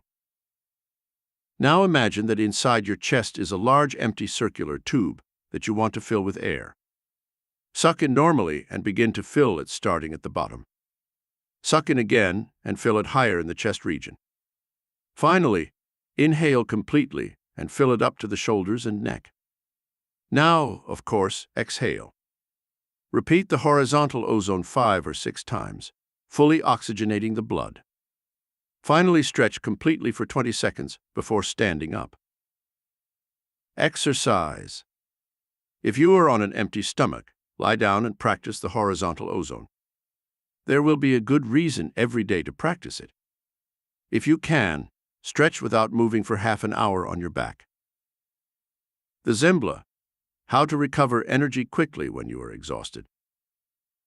If you cannot use the horizontal ozona and are at the end of your strength, use the Zembla. Exercise 1. Stand with legs wide apart and toes pointing outward. Bend your knees and project forward, resting your hands on your knees to support the weight of your body. In this position, your abdominal muscles are stretched to their fullest and allow your lungs to fill completely. In this way, you get a large amount of oxygen to nourish the tissues that were lacking. Lack of oxygen is a normal accident for athletes and anyone who performs heavy activity. In such cases, you must get as much oxygen as possible to conserve your energy. Now breathe very deeply. With each deep inspiration, fill your chest to your neck with air, and soon you will be breathing normally, whatever the previous effort was. Then rest. Stay in the same position for 8 or 10 seconds. Then get up and walk around. The Zembla is truly a magical vivifier that will restore your vitality when you are exhausted as a result of painful exertion. How Zembla increases the potential of your strength. With the Zembla, you store a large amount of electrons. This is very useful for healing a psychosomatic illness, as it is for any psychic power activity. Practice it to increase the volume of the rib cage, or to increase vital capacity, as physiologists call it. To practice it, go out for a walk, even running if you can. Or stay in the yard and do deep push-ups with your knees. To do this movement, stand with your legs wide apart, heels 6 inches apart, toes outward. Do many push-ups until you are exhausted. Then stop, bend forward and do the Zembla. Inhale as deeply as possible and expand the lungs and rib cage to the limit. By doing this exercise every day, several times, you will increase vital capacity. Thanks to the Zembla, you can store electrons like a battery stores electricity. You will also strengthen psychic power and all parts of the body, including the brain. How to acquire exceptional physical stamina? By walking at a speed of 5 miles per hour, you increase oxygen consumption by about 8 times and carbon dioxide production by about 9 times. The increase in oxygen consumption is made possible by 1. The increased circulation of blood in the lungs. 2. Deeper breathing due to exertion. 3. From the fact that you breathe about 7 times more air than when you rest. These 3 factors increase in proportion to exertion fatigue. During great muscular exertion, you can get up to 11 times the normal inhalation. Such an inhalation evidently lasts only a few seconds. Nevertheless, you can maintain this abnormal inhalation of air longer during exercises if you breathe deeply and regularly. Otherwise, you dissipate considerable energy in the course of strenuous physical exercises because you breathe fast and your heart beats abnormally. But you can effectively control these 2 physiological changes by means of Zembla and Ozona. In this way, yoga masters can preserve their form during long runs of up to 60 kilometers. How to use Zembla to delay aging. Vital capacity is the volume of air you exhale as forcefully as possible after a full inhalation. This is the total amount of mobile air in the lungs. The vital capacity of 200 students ranges from 2,500 to 6,000 cubic centimeters. From birth to maturity, the vital capacity gradually increases, but the costal cartilages become stiff and decrease over the years your vital capacity. This decreases your aptitude for performing manual labor, which is painful as you age. Zembla is amazingly resistant to this weakening of vital capacity and can therefore delay aging.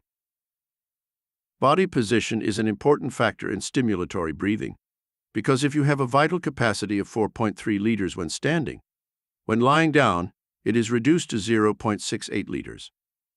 This is the reason why the Zembla lets more air into the lungs of the horizontal ozone. Zembla also affects the thoracic index. Thoracic index is the ratio of chest depth to chest width. A flatter and wider chest is less prone to tuberculosis, bronchitis, and other lung diseases. Zembla, by powerfully inflating the chest in all senses, equalizes its size. It increases its depth when it is too flat, and its width when it is too narrow. This also retards aging. The indestructibility of thinking energy. We quote the Dhammapta, "Everything we are is the result of what we have thought." In other words, modify your thoughts and you will be different.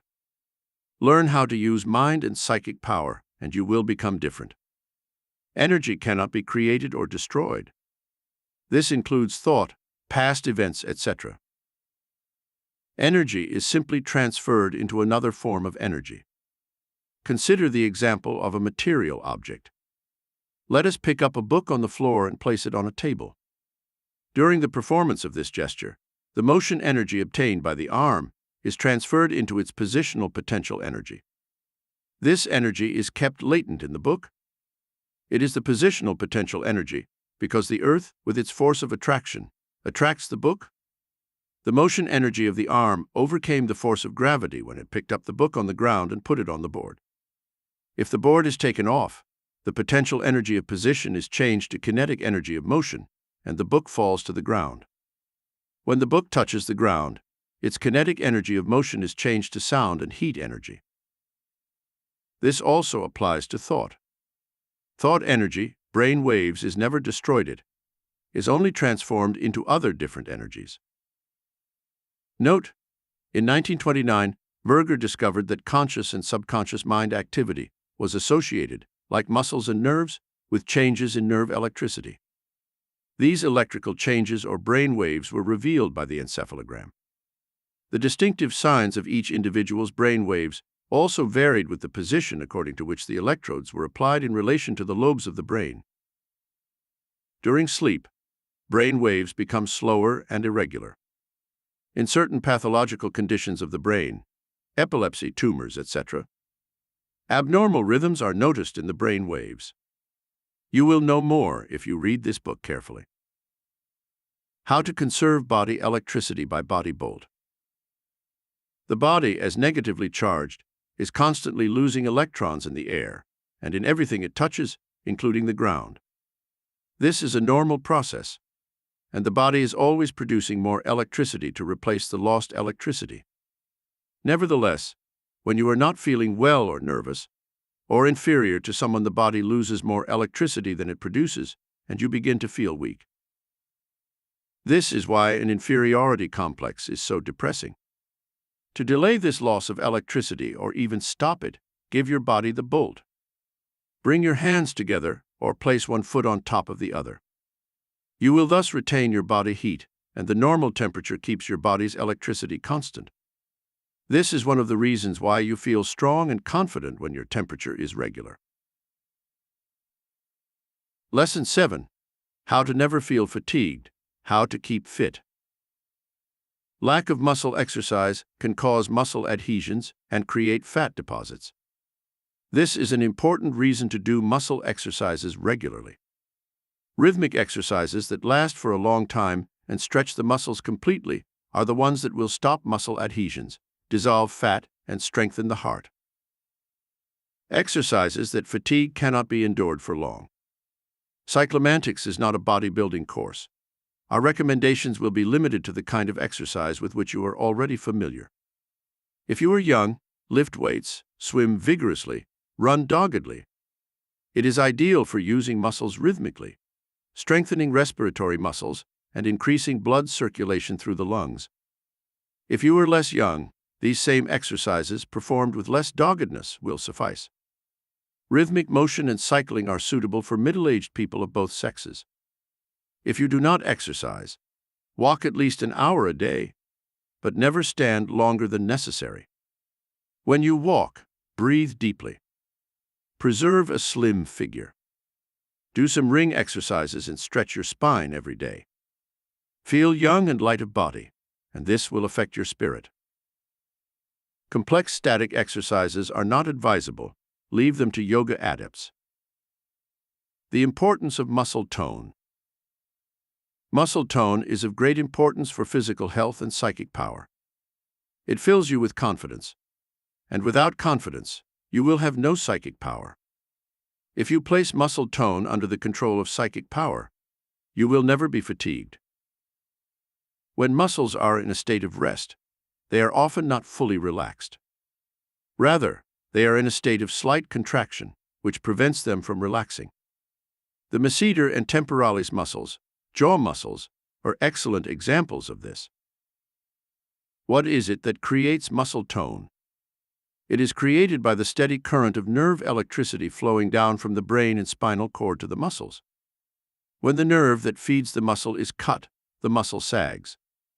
All muscles exhibit some degree of tone. But tone is especially pronounced in anti-gravity muscles, that is, those that hold your position. In general, they are the outer muscles of the lower limbs, trunk, and neck. This is why standing is more tiring than walking. When you walk, you contract and stretch your leg muscles with each step.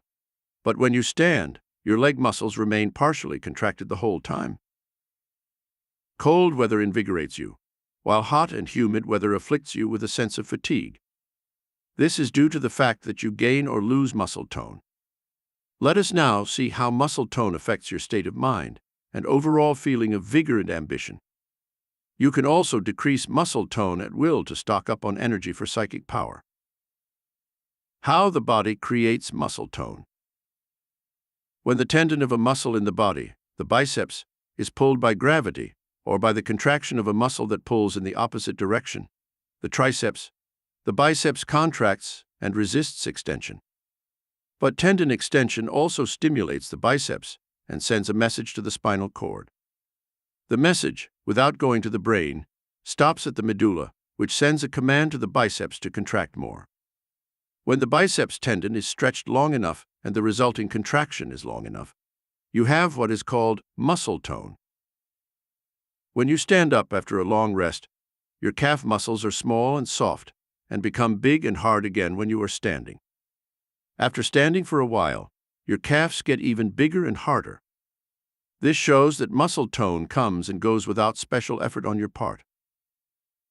An empty stomach increases muscle tone by granting it more blood to fill the muscles, since it is not used to assimilate digested food. However, hunger reduces muscle tone, like an overfull stomach that withdraws too much blood from the muscles to do digestion and assimilation. To achieve better performance, you must engage on an empty stomach, but not hungry. Note, it is true that scholars have shown that some individuals perform better in athletics when the stomach is partially full. But this is only true for individuals who have a very high metabolic rate and, consequently, digest quickly. On the other hand, physiologists have found that doing exercises on a full stomach demands about 8% more effort from the heart. Exercising on a full stomach therefore fatigues the heart. It is therefore advisable to start exercises at least 1.5 hours after meals, and not to prolong them for more than 2.25 hours. How to prolong muscle tone to never be tired. It cannot be said that muscle tone defeats fatigue because the biceps is partially contracted during an exertion and therefore cannot fatigue. Such reasoning would be contrary to theories of muscle fiber contraction. But here is what actually happens. Only a few fibers of your biceps contract entirely during exertion, and when these are fatigued, it is others that contract. Nevertheless, the more the muscle is tensed, the greater the number of fibers it contracts, and the more intense its muscle tone. Muscle tone is highly influenced by the state of mind. When you are happy and hopeful, your facial muscles are toned, your shoulders erect, and your gait firm. When you are worried, your face is scarred and you look tired. The same thing happens to animals. If you are about to make an effort that demands considerable physical endurance, you can delay fatigue by keeping muscle tone at the right point. You will achieve this by firing a rocket of psychic power at the conscious mind, assuring it that you are capable of doing this work. The conscious mind will immediately stretch some fiber of the affected muscles so that they regain some of their energy. The stronger the command, the more energy you will regain. Exercises to prolong muscle tone through control of psychic power. Exercise 1. If you have a healthy heart, do some running around a block, and when you feel fatigued, throw a flare of psychic power at the conscious mind, ordering it not to fatigue. Then resort to the psychic arc by thinking of something else, and forget that you are really fatigued. Immediately, the nerve fibers in your muscles will relax, and you will regain strength entirely. Exercise 2. As you regain your strength, continue doing the exercise and take one more lap when you are fatigued at the same gait. Exercise 3. Repeat exercise 2. But at the end, don't stop suddenly, but do one more half run. Then do another half lap running, thinking that you are not tired at all, or thinking of something completely different. At the end of the exercises, bend forward to do the Zembla. These exercises not only strengthen the heart, but are excellent for developing muscle tone control. They can be used for swimming, skating, stair climbing, lifting weights, weight reduction, and all exercises that can fatigue you in a relatively short time. How to overcome hindrance through selective control of muscle tone. Selective control of muscle tone is valuable to you because it can help you overcome undesirable psychic habits. The physical cause of awkwardness is due to a discardance of muscle tone between the flexion and extension muscles of the parts used in this movement. Try to do a certain movement and not do it at the same time. You must learn to choose the necessary muscle tone for the muscles you wish to use, but at the same time, to retain the muscle tone of those you do not wish to use. Exercise 1. How to choose specific muscle tone. Try to do, in your room, something you are always afraid to do. Try, for example, to carry a saucer full of water across the room without spilling a drop. You will find yourself making too much effort at first, shaking and stumbling. In order not to spill the water, throw a rocket command of psychic power to the muscle coordination center, commanding it to relax all the muscles used, except those affected by the effort. Also help yourself by relaxing the muscles in your hands and arms. You will immediately cease to tremble and quietly carry the saucer to the other side of the room. Exercise 2. Start exercise 1 again with other dexterity experiments that you do not know how to do well. This will take away any fears and accustom the mind to cooperate in you, avoiding new fears in the new specialties you are trying to learn. The secret of miraculous muscle endurance. A nerve fiber never fatigues because it rapidly demagnetizes after a message is passed over its entire extent. Nevertheless, a muscle becomes fatigued by accumulating intermediate or end products, such as carbonic acid, lactic acid, acid phosphates, etc. And when it fatigues, it loses a lot of protoplasmic irritability, a lot of aptitude to transmit messages, and a lot of strength to contract. Also, when it becomes fatigued, it contracts and relaxes more slowly. Thus, it does not get to stretch to its full length before contracting again, and consequently remains in contraction. This is a precursor sign of fatigue. To avoid muscle fatigue, you must prevent the accumulation of fatigue substances in the exercising muscle, and you must provide it with energy-generating materials. Normally, deep breathing eliminates most of the fatigue substances, and the kidneys and sweat glands eliminate the rest. But the lungs and kidneys cannot eliminate these substances fast enough when you do overly strenuous exercises. Therefore, they accumulate, and you are tired and exhausted. To increase the endurance of your muscles, you have to overcome fatigue at the junctions of nerves. Exercise 3. How to recover energy quickly when you are fatigued. If you are doing any kind of work and feel really exhausted, it means that your muscles are soaked in products that increase fatigue, and the nerve junctions are obstructed by sympatine. Any movement made in this state feels exhausting to you. You feel heavy and clumsy. Reflexes are slack because the nerve junctions are flooded with sympathin. Actually, the muscles are not as fatigued as they seem. Only new stimuli cannot reach them easily. If stimuli could get past the nerve junctions faster, the reflexes of the muscles would be accelerated. You can remedy this situation by eliminating the abnormal accumulation of sympatine with the irradiating psychic arc, combined with stimulating breathing. Think of a good steak and intensify its realistic image until it spreads throughout the body. Immediately afterwards, breathe deeply while continuing your action and saturate the body with electrons. Then launch a rocket command of psychic power to all the muscles, ordering them to be as strong as at the beginning of the action. They will instantly obey the command, and you will feel as if reborn. You must then rid the muscles of fatigue products, or they will continue to feel tired. Here are 3 ways to do this. 3 ways to rid muscles of accumulated fatigue products. If you can eliminate fatigue products from your muscles, you will never be tired. Evidently, this is impossible, but it can be achieved to a certain degree. 1. First, a giant rib cage must be created. One must provide the venous blood in the lungs with as much oxygen as possible.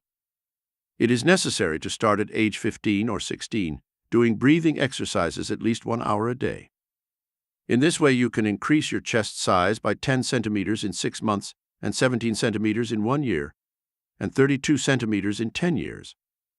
With such a rib cage, one can fill the lungs and oxygenate the blood with amazing rapidity, and promptly get rid of carbon dioxide. 2. Second, by overcoming the recovery of muscle tone, the muscles can be fully stretched between contractions. 3. By mastering muscle rhythm, the body in action possesses perfect mastery of movements, so that breathing and its movements work in concert, allowing it to get rid of fatigue substances as they are formed. Unless the muscle is injured, it will not become fatigued if it does not accumulate fatigue products, and if it receives the necessary energy-generating matters. These three methods will now be explained to you in detail so that you can learn them and never be practically fatigued. 1 method. The wonders of breathing that delays fatigue. The capacity of the lungs varies in a normal person from 2,500 to 6,000 cubic cm. The athlete, however, due to a rib cage 1/6 larger than normal, has a vital capacity of at least 7,000 cubic cm. If a normal person has a vital capacity of 4,000 cubic cm, it is clear that the athlete's lungs have better oxygenation with a capacity of 7,000 cubic cm. Because of this increased breathing power, the athlete greatly increases the atmospheric pressure in the lungs. This increased pressure sends even more oxygen into the blood and thus expels more carbon dioxide. When you walk at a speed of 5 miles per hour, you increase the amount of air you breathe, which is about 7 liters per minute to almost 50 liters. The maximum amount of air available in the lungs per minute is 80 liters per minute for men and 50 for women. Such breathing cannot be maintained for more than a few seconds. But the athlete who develops his rib cage about 30% more than that of an average man can make at least 114 liters of air available in his lungs per minute. Moreover, thanks to his developed respiratory muscles, he can take this extra air much longer than normal. That is why he can perform miracles of physical endurance. In addition, by breathing so deeply, it retains body heat for a relatively long time. As a result, it requires less fuel to fuel the body. This is why it can withstand freezing temperatures. The pores of the skin close tightly to retain body heat, and by breathing deeply, it needs less fuel to warm the body. Exercise. How to develop a huge rib cage with the seated Zembla. The seated Zembla is the best means of developing a huge rib cage. It is similar to the original Zembla, except that you apply it while sitting. Deep breathing exercises practiced while standing are not the best means of developing the rib cage. In such a position, the abdominal muscles are tight and pull the ribs downward. Therefore, practice sitting Zembla every morning and evening for about half an hour. If possible, do a little exercise before doing the Zembla, such as running or doing deep push-ups, so as to avoid alkalosis. Note: at any age you can widen the rib cage with the sitting Zembla. With the Zembla you will develop breathing muscles that will become stronger, raising the ribs and keeping them in a higher position even in a resting state. The time you devote to the Zembla is an important factor. Anyone at any age, if they are healthy, can do the Zembla and thus increase the rib cage. The great advantage of sitting Zembla is that it allows you to more easily fill the roots of the lungs that extend upward to the shoulders, as well as to the base on the diaphragm. All this increases the total capacity of the lungs even more. By stretching the spine repeatedly when you inhale doing the Zembla, you straighten the back and increase the height noticeably. 2 method. How to excel in muscle tone recovery. By excelling in muscle tone recovery, you conserve your energy and increase your stamina. Do this with the conscious and subconscious mind. When a muscle sends a message to request muscle tone and reaches the first nerve junction point in the spinal cord, it encounters orders from the conscious and subconscious mind that can increase or decrease the tonic discharge that promotes passage to another nerve junction point. Evidently, you can increase either of these effects by means of the rocket's commands of psychic power sent to the second junction point. Muscle tone recovery is necessary to increase physical endurance because after having your muscles repeat the same movement for some time, the affected muscles end up suffering from cramping. Your endurance will last the longer, the more you can delay cramping. Those who are masters of psychic power practically have gained control of the psychic power over the paralyzing centers of muscle tone in the conscious and subconscious mind, and can relax so well after using the muscles that it is virtually impossible for them to feel fatigued. The muscles relax completely after each contraction, whatever the number of movements made. In this way, he avoids fatigue. Exercises to develop muscle tone. Exercise 1. Lift a weight or do a pull-up at a fixed bar. If you are over middle age and not in excellent health, Sit down and lift your arms up above your shoulders. Start this movement again until you feel tired. Do not do this while standing. Cyclomancy stubbornly opposes standing when it is not absolutely necessary. When you lower your arms, stretch out completely. Do not let your arms come down slowly or suddenly. As fatigue increases, it becomes more difficult for you to fully stretch out each time you lower your arms, and a feeling of fatigue oppresses you with each repeated movement. Then send flares commands of psychic power to your mind to relax the thickened muscles in your arms, and at the same time, imagine them stretching. When you raise your arms, do so with the least dissipation of energy. After a while, you will find it difficult to raise them, or at least you will have that feeling.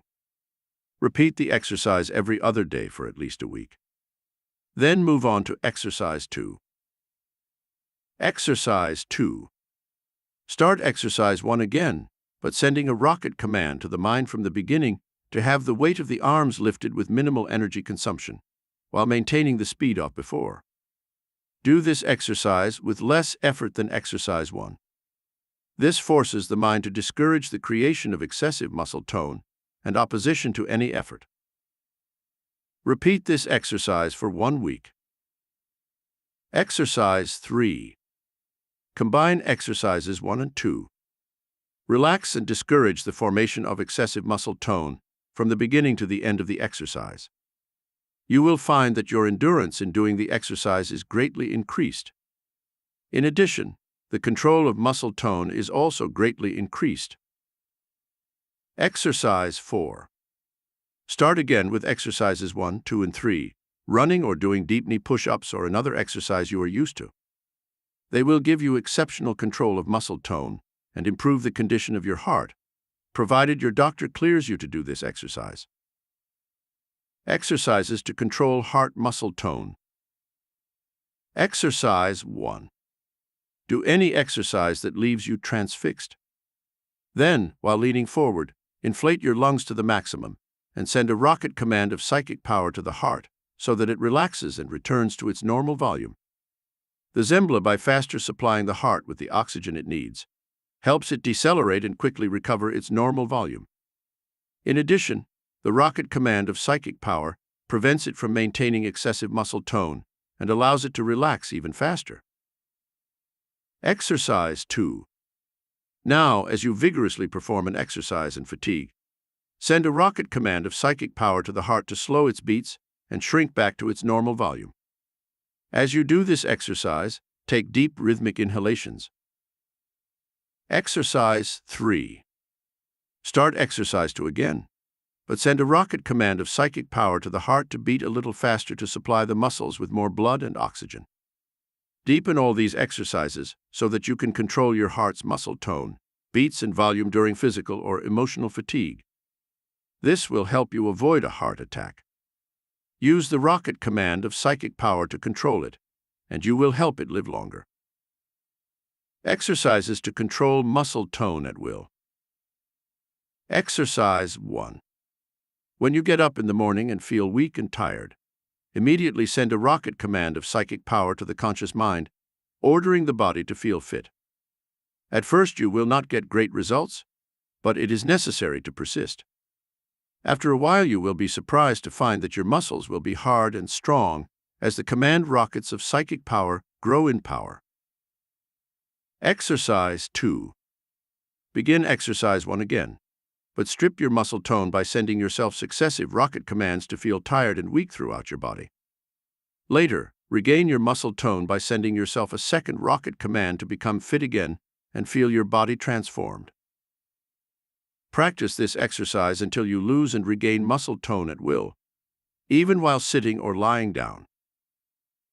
Note: the accumulation of lactic acid in the muscles causes them to react less vividly and pushes the nerves that feed it into a state of lethargy. To be in the best of mental and physical strength, it is preferable for the blood to remain rather alkaline. You will achieve this by doing the Zembla sitting every morning for 5 minutes and the horizontal ozone lying down.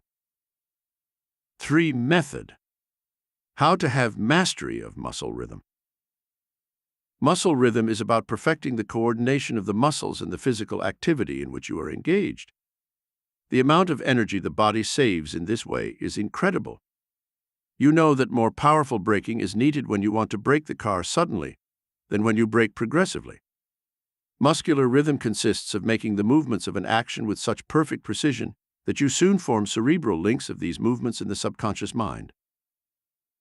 These, back up, govern the coordination center of the muscles and synchronize the muscles you employ so that they can act in unison with minimal energy dissipation.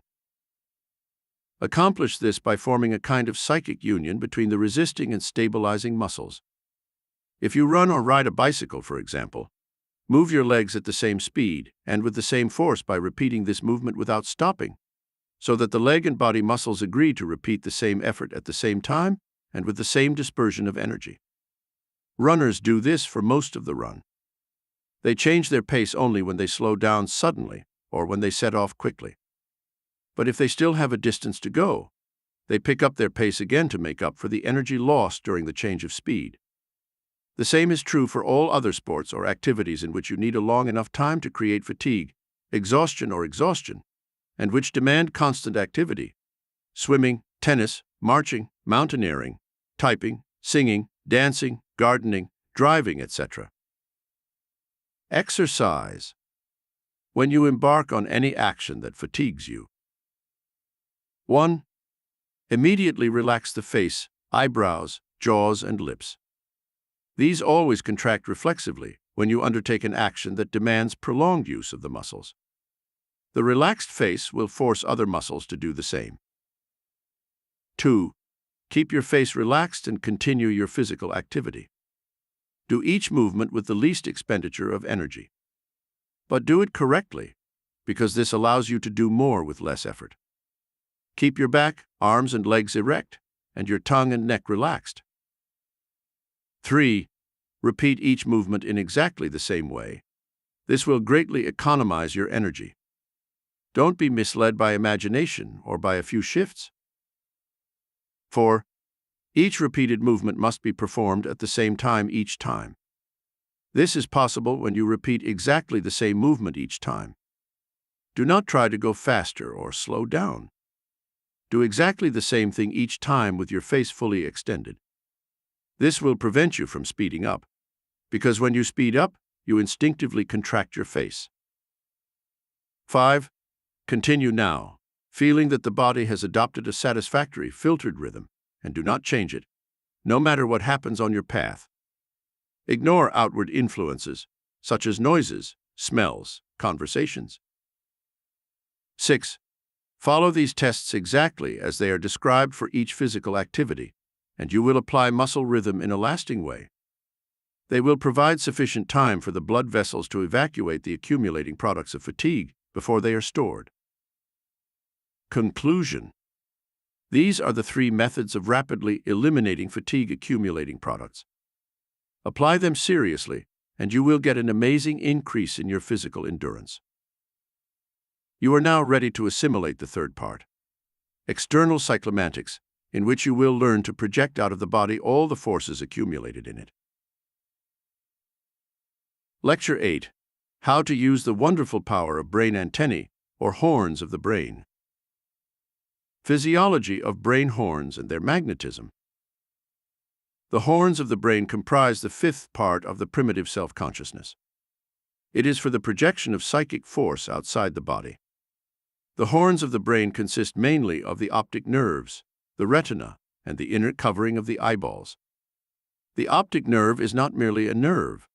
Rather, it is a collection of nerve fibers from different regions within the brain. And the retina, to which the optic nerve leads, does not resemble any other organ of the senses. According to leading anatomists, it is a true outgrowth of the brain, or a true autonomic nerve center.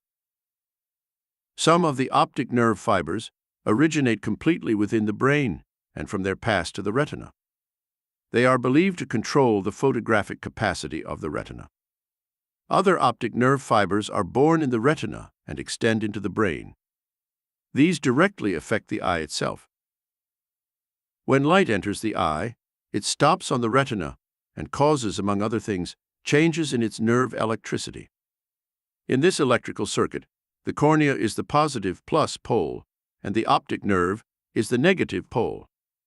A series of waves are produced on the electroretinogram when light penetrates inside the eye. When the outer and inner surfaces of the eye make contact, retina and cornea, a stable current is created. A current is also determined when one electrode is applied to the outside of the eye and the other electrode to any moist surface of the body. In other words, the eye is always ready to conduct electrical discharges to the brain or any other part of the body.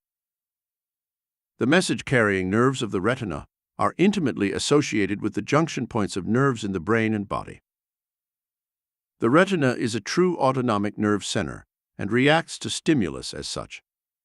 It can transfer out of the body direct orders from the brain. The bodily organs receive brain commands in the form of nerve electricity sent from the brain, but the retina, which is a real outgrowth of the brain, receives them in the very form in which these orders were conceived. That is, in the form of brain waves. The retina later transforms the brain waves into light rays and projects them, in that form, out of the body. Before using the power of the brain's horns, you must learn about brain waves. The extraordinary means of brain waves. Brain waves are of 5 types whose origin is obscure, and each of these waves indicates the functioning of a different part of the mind. They are: 1. Alpha waves, subconscious mind. 2. Beta waves, conscious mind. 3. Delta waves, psychic power center. 4. Theta waves, psychic power. 5. Gamma waves, deep psychic power. 1. Alpha waves.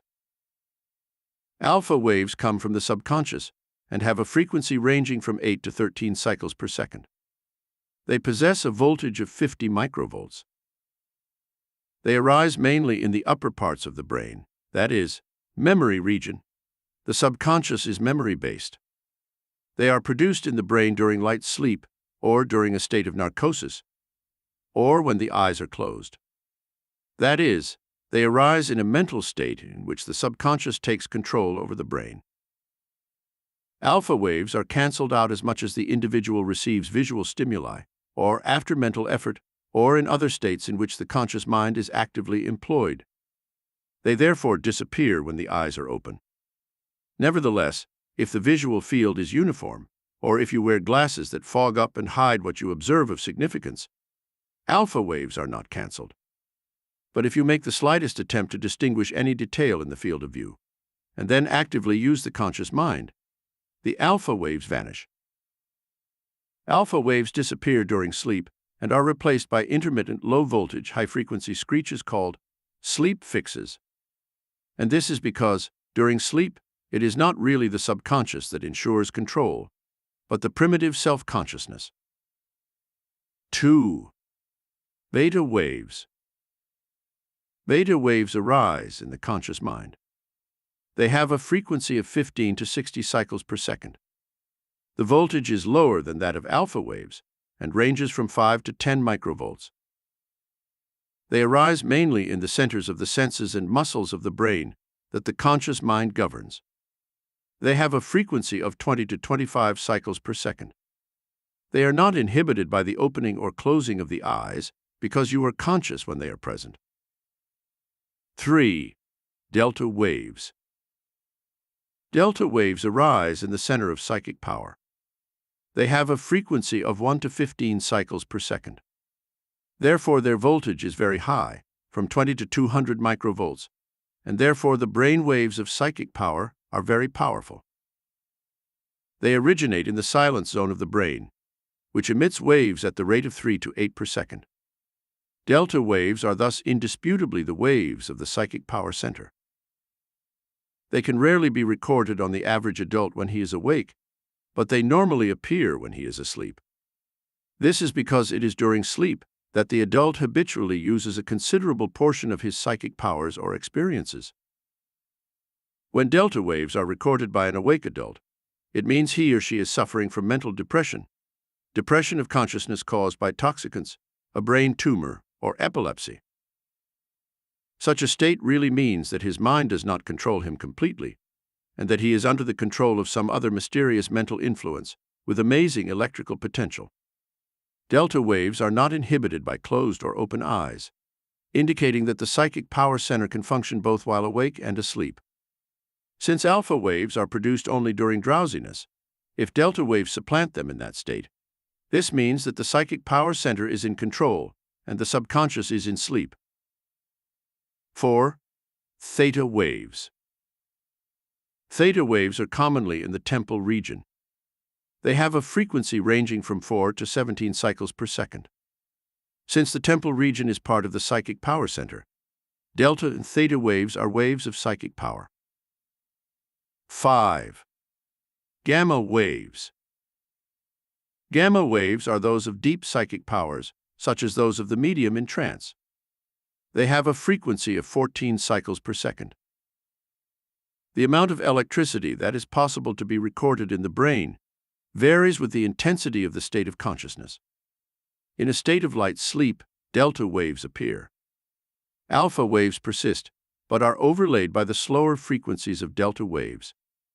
In deep sleep, the alpha waves disappear completely and are replaced by the delta waves, especially during hypnosis. The psychic power center then has complete control of the brain. On some occasions, the delta frequency is also replaced by a faster frequency, the gamma waves. Abstract. Alpha waves are the nervous electricity of the subconscious, that is, the nervous electricity of the subconscious personality. 1. Beta waves are the nerve electricity of the conscious mind, that is, the sense regions and muscles of the brain. They are also the nerve electricity of the conscious personality. 2. Delta waves as well as theta waves are the nerve electricity of the psychic power center, or your unconscious personality. 3. Gamma waves, which are very rare, are the nervous electricity of the totally unconscious personality. They are the brain waves of the medium in trance and come from the psychic power. The purposes of brain waves. The first purpose, to take advantage of this and to develop the unconscious personality as much as possible, is to place alpha and beta waves under the control of delta and theta waves when you are fully awake. You have already achieved this first goal with the exercises done in past lessons. In fact, you have constantly subjected the conscious mind to the orders of the psychic power. But you have done this to send the orders to the brain and body. Now you send them to the retina and project them outside onto another person or thing. Artillery to launch the barrage of psychic power. Since 80% of the optic nerves reach the retina, they carry brain waves from different parts of the brain to the retina. From the subconscious mind, they carry alpha waves. From the conscious mind, beta waves. From the psychic power center, delta and theta waves. Upon reaching the retina, these brain waves are converted into one of 4 forms of heat and energy before being discharged outward or projected from the body. They are 1. Radiant heat, for near healing, for calming and attracting people, for a sentimental conquest, for activating personal charm. 2. Infrared rays, for near or distant healing, for a sentimental conquest, to excite the interest and obedience of others. 3. Radio waves, for the projection of psychic power. These 3 first forms of energy and heat are projected in light rays. 4. Bodily magnetism, to influence inorganic substances. The 2 important forms for the primal self are number 2 and number 3, which we will study in this lesson. Number 1 and number 2 will be more or less combined together. The power of infrared beams. Since radiation is responsible for 50% of the total daily loss of body heat, the sick, depressed, or melancholy person loses considerable body heat. When you give it back to them, by means of infrared rays, or by the application of your hands filling them with electrons, they instantly feel much better. They really feel as if they are taking a sun bath, because the sun's rays are the most important natural source of infrared rays. The retina projects infrared rays. They consist of an extraordinary number of very small entities known under the name of photons. In other words, your infrared rays discharge on John or Joan as an astronomical shower of photons. They travel through space at the speed of light, 298,000 kilometers per second, until they are restrained or stopped by a liquid or solid. But they are incredibly powerful because they are produced by their astounding speed and the monstrous number of collisions that take place between heat molecules that create infrared rays in the retina. The result is the creation of that fantastic energy. The speed of photons is 400 million times that of a rifle bullet of the same volume. When the photons of infrared rays meet the atoms in the air around you, they release an astronomical number of electrons and transform the space they pass through into a channel of negative charge. The infrared rays produced by the 1% of your unconscious personality are long infrared waves. They do not penetrate tissues very deeply and are strongly absorbed by the outer layers of the other person's skin. When you develop a force of infrared rays, the wavelength of your projected rays will penetrate deeper into John or Joan's skin. Short waves of infrared rays are emitted by all incandescent bodies such as the sun, electric arc, incandescent lamps, etc. Specially designed high-temperature infrared radiators can penetrate the skin much more deeply, 5 to 10 millimeters, and can directly affect blood vessels, nerve ends, and other tissues. They are widely used for their therapeutic effects. You can do amazing things by simply developing the strength of the photons of infrared ray projection, and that is, by developing the primitive self-awareness of another 1%. Exercises to double the strength of photons. Exercise 1. To double the strength of the photons of infrared ray projection, you must radiate at least twice as much heat as you normally radiate. 1. Bring twice the normal heat to the surface of the body and project it outward. 2.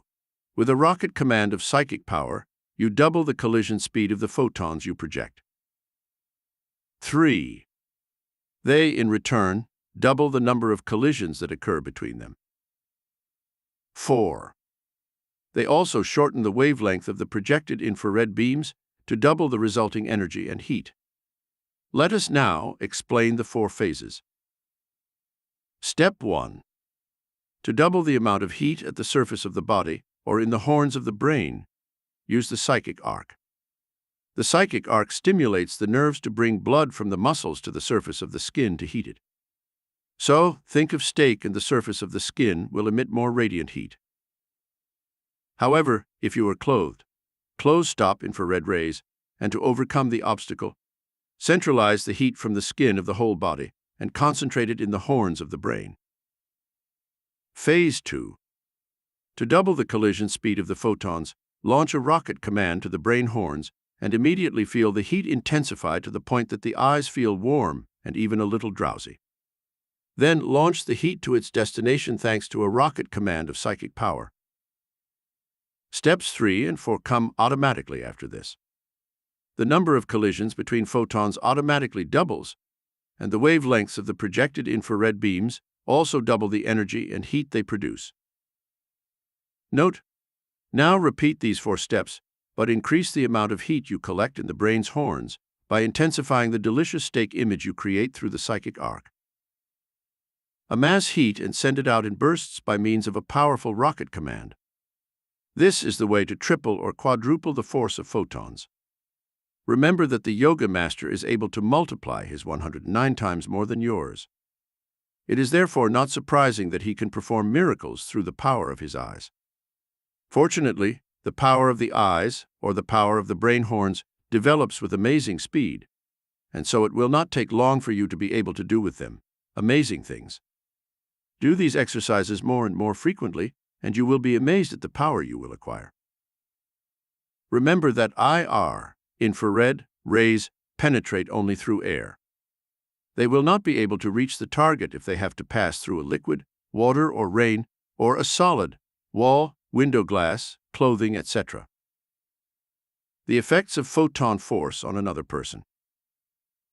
Photons exert pressure because they possess volume and motion to a very high degree. But since John or Joan consists of semi-solid body, it will slow down and stop the photons of your IR beams after they have penetrated 0.5 millimeter into the skin. Nevertheless, the strength of the photons will increase if you are closer to the subject to be influenced. The large number of photons will fully hit John or Joan if you come to stand with them in a parallel position in the same place, such as both standing facing each other. To exert the greatest force on the subject, the photons must strike him or her at a right angle. The energy that photons give off when they hit John or Joan is absorbed and converted into receiver heat. This heat in John or Joan's retina is converted into nerve electricity. In that form, it is sent as a message or order to the part of the brain toward which you direct it. Exercise 1. How to appease some deeply troubled people with IR projections.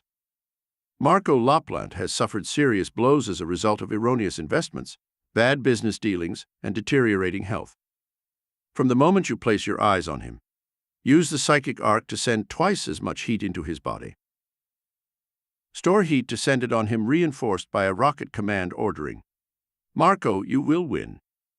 Just be a little patient. You will win." This prevents your conscious mind from analyzing the advice and judging whether it is realistic or not. Forget logic and let the psychic power center direct the rocket command directly to your eyes, bringing all its power with it. This rocket command of psychic power consists of brain waves, delta and theta, or psychic power brain waves. Upon reaching the retina, they are immediately converted into infrared radiation. Strengthen them now with a rocket command of psychic power to double the speed and power of their photons. Look directly into Marco's face so that the passage of the waves takes place in the most complete way. The receiver's brain horns absorb them and turn them into heat, and in the form of nerve electricity, they are sent to the psychic power center. Nerve electricity is then converted into thought electricity, and its meaning is received. Mark's psychic power center will later refer this meaning to the conscious mind, which will accept it as its own thought. Exercise 2. Start exercise 1 again with Miss Joan, or with a neighbor, or with a sick person. But change the terms of the order carried by the rocket command of psychic power according to the person. With Miss Joan, who may be your fiancée, you affirm, "You know you are mine. Why deny it? You know you are mine." With your neighbor, "I am exactly the person she needs. Exactly the person you seek." With the sick, "She already feels good. She is already better." The indisputable dominance of radio waves. Radio waves are the other important form of energy and heat into which brain waves are converted before being projected outward from the body. It is mainly for the projection of psychic power, but this can be used effectively for healing at a distance. Unlike IR rays, which can only penetrate solids, radio waves can penetrate liquids as well as solids. Consequently, they radiate from your body direct to the outside when you project them, without first gathering in a particular projection channel, and this scatters and weakens them. Radio waves are electromagnetic waves and carry messages of your mind's thoughts or orders to the minds of others. Since they are light rays, they are made up of photons. To increase the strength of photons, you must increase their voltage and frequency. Accomplish this by controlling psychic power as demonstrated by the exercises we give you. Exercises to increase the strength of radio wave photons. Exercise 1. How to send a message of psychic power to someone you know. You wish to send a message to Edmondo, who is a relative or friend or business associate of yours. He is probably at his home at this moment on the other side of town. Or perhaps he is traveling hundreds of miles away. Construct the message clearly in the conscious mind. Choose the exact words so as not to be misunderstood. Now send the message through the optic nerves to the retina. Since these are conscious thoughts or beta waves, they will first be converted into radio waves before being projected outward, and radio waves consist of light rays or photons. Along with the radio waves, simultaneously emit a rocket command of psychic power that violently pushes the photons against each other, thereby shortening the length of the radio waves, which doubles their strength and energy and carries the message to Edmondo with greater force. Since the radio waves of each message are different, they create different degrees of energy and heat when they meet Edmondo's retina. As a result, they produce different nerve electricity than any other stimulus, and so he receives the message sent to him. Exercise 2. Start exercise 1 again, but double, triple, and quadruple the speed of the rocket command that you detonate with the photons of the message on the radio waves. The message will reach Edmondo's psychic power center with so much more force. Radio waves are able to heal at a distance because they can penetrate liquids and solids, and because distance does not diminish their intensity. Radio waves, consequently, are the waves that carry thought messages or your orders. Exercise. How to bring back to you the husband or wife misled by another man or woman. You know that your husband John or your wife Joan are secretly related to Helen or Henry. You know that the two have been seen together in dubious places. You love your husband or wife. You believe that he also loves you, and you are meant to live together. The next time he goes out suspiciously, try to know where he will go, and try to imagine him in Elena's company. This makes his mind more receptive to a message from you. Recreate now in the mind a delightful sentimental scene from the past between him and you. Release this image and from the conscious mind send it through the optic nerves to the retina, from which it is converted into radio waves. Launch these radio waves to the place where you think John may be at that moment and immediately strengthen them with a rocket command of psychic power to double their energy and warmth. John will receive the radio waves in his psychic power center, and from there they will reach the conscious mind. His mind will be attracted to you. Elena will notice this sudden distraction and become angry. Launch the radio waves several times and be certain that they will end up breaking up, disappointed in each other. Bodily magnetism, the fourth form of bodily energy and heat. You will study bodily magnetism later and use it for levitation. Lecture 9. How to bring psychic power under control. Visual and auditory reflexes. Visual and auditory reflexes constitute the sixth important part of the primitive self-consciousness. Man has allowed these reflexes to degenerate, but now, in his apparently safer world, he needs them more than ever. The present world is no safer than the prehistoric one, for work in factories and construction sites and road traffic are dangerous, and delinquents have become common currency. It is therefore very important for you to develop visual and auditory reflexes. The superior colliculi, the centers of visual reflexes. The superior colliculi are two round prominences of the brain. They are the main centers of visual reflexes. In fish and birds, they are very large, sometimes even larger than the brain, but in higher animals, they are much smaller.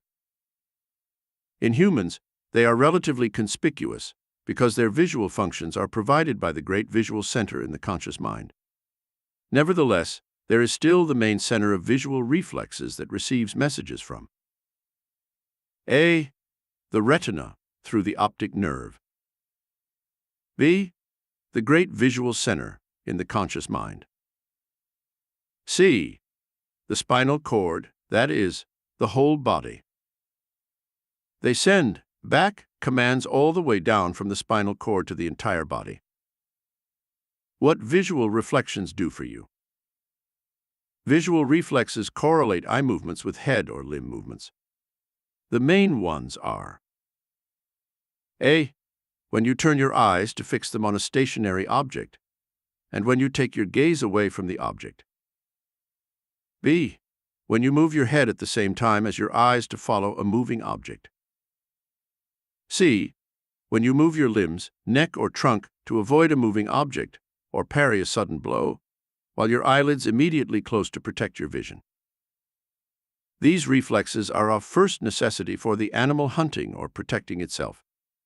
In humans, these reflexes are indispensable in sports, for fixing a moving object, such as a ball or tennis ball. Moving the limbs, neck or trunk to avoid a moving object or parry a blow are essential movements for fencing and in all other self-defense activities, and for dancing, loving, and playing. Visual reflexes provide alertness and protection. Alertness to anticipate an attack and protection to enable the mind to prepare an effective defense plan in the required time. They provide the eyes for the muscles to direct their agility in acrobatics, dancing, skating, skiing, and other specialties that demand great muscle coordination. To sum up, when you awaken the upper colliculi, you become much more competent in all sports that require the use of your eyes, limbs, head, and body. You will then be able to move and walk more gracefully to the point of attracting the admiration of those who watch you. You will acquire the calm and detached manner of a distinguished person. You will inspire deep admiration in others, and you will instantly stand out above the crowd. How the upper colliculi work. The stimulus that makes the upper colliculi work generally comes in the form of a person or object visible in front of you. When the stimulus comes to you through your eyes, its image penetrates them in the form of light rays. Light rays cause a series of changes in nerve electricity in the retina. They are called retinal action currents and can be recorded as a series of 4 waves, A, B, C, and D. When you are under anesthesia, the last waves to disappear are the first ones, A and B. This is why the hypnotized subject has better visual reflexes than the conscious subject. The light rays entering his eyes cause only the 2 fastest waves of his retinal action currents to form. The 2 slower waves are not formed in him. The same thing applies to the medium in trance. You, with practice, will be able to accomplish the same thing even in a conscious state, thanks to a command of psychic power to the retina. The stimulus of light rays is then conveyed in the form of nerve electricity from the optic nerves in the retina to the superior colliculi. These send a command to the region of the conscious mind that governs the muscles of the face and body that can execute the visual reflex. To increase the vigor of the visual reflex, send a rocket command of psychic power to the great visual center and radiate it to the upper colliculi, ordering them to increase the strength of the visual reflex. Exercises to place visual reflexes under the control of psychic power. Exercise 1. How to shine in all sports by developing your visual reflexes. In almost every sport, there is an activity you can do to develop your visual reflexes. It also develops the reaction speed of your arms, legs, and body. It can be started at any age and can be practiced alone or with a partner. It is handball, and for this game, you need a wall and a rubber ball. Single play demands great speed and stamina because you cannot rest unless you stop playing. Playing with a partner also demands quicker reflexes of another kind, because you cannot always predict where the ball will fall. In cold weather, you will not be able to play outside, but in the basement.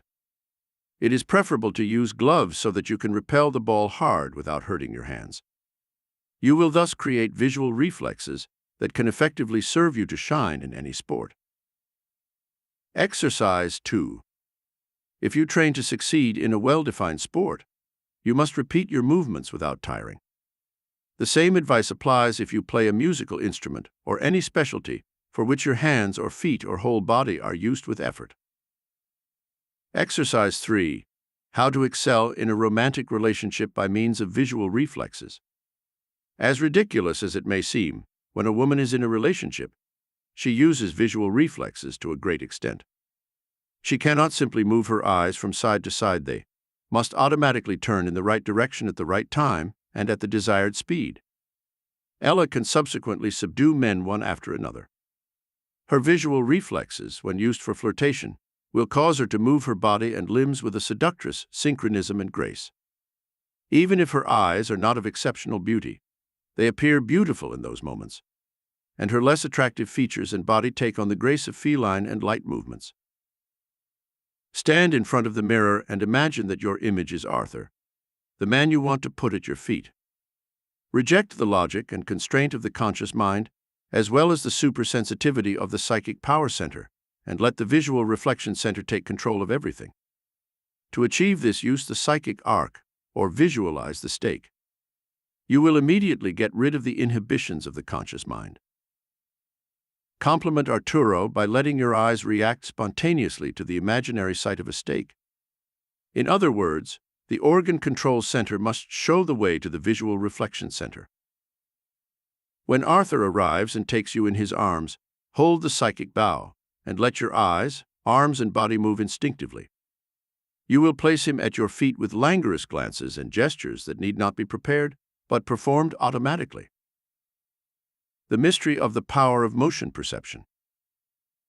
It is a well-known fact that you can discern the faint movement of an object more easily if this object does not move in front of you.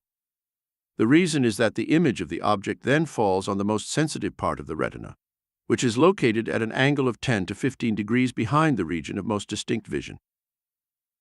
And here, now, is a great mystery.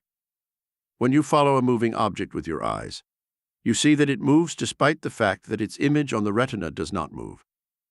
Moreover, when you look here and there with your eyes, you still see that a nearby stationary object does not move, despite the formation of a succession of new images of this object on the retina, just as if the object were moving. How is it possible to explain such illogical visual contradictions? Why do you see a moving object moving when in fact its image on the retina does not move and a fixed object remains fixed, despite the formation on the retina of a succession of new images? Why, in other words, does the conscious mind refuse to accept as fact the images recorded on the retina? Physiologists explain this great mystery on the basis of your faculty of attention being under the control of the psychic power center. See Lesson 1. When you follow a moving object with your eyes, your attention remains fixed on the movement of this object. To keep your attention fixed on this, the psychic power center simultaneously commands the great visual center to ignore the fact that the image of this moving object remains perfectly still on the retina. And conversely, when you see that a stationary object remains perfectly still, even when you look this way and that way, your attention remains fixed on the immobility of the object. To keep your attention fixed on this, the psychic power center simultaneously commands the great visual center to ignore the new images of this stationary object that form on the retina when you look to the right or left. To summarize in the two examples, the psychic power center helps to highlight what you see by ordering the great visual center to ignore the new visual images it receives from the retina, and to continue seeing the object as if it were still doing what it was doing before. Such a contrary order is not under the control of the subconscious mind, because this happens even in less perfected animals that have binocular vision, such as humans, animals that have little cerebral cortex, but possess a highly developed primitive self-consciousness. The inferior colliculi, center of auditory reflexes. The lower colliculi serve as the center for the auditory reflexes. They are not the great auditory center, however, nor are they affected by auditory sensations. Auditory reflexes vary greatly in different animal species. In the bot, from the ears, radars are developed to an extreme degree. Bot wings instantly obey the slightest warning of an audible sound and modify flight accordingly.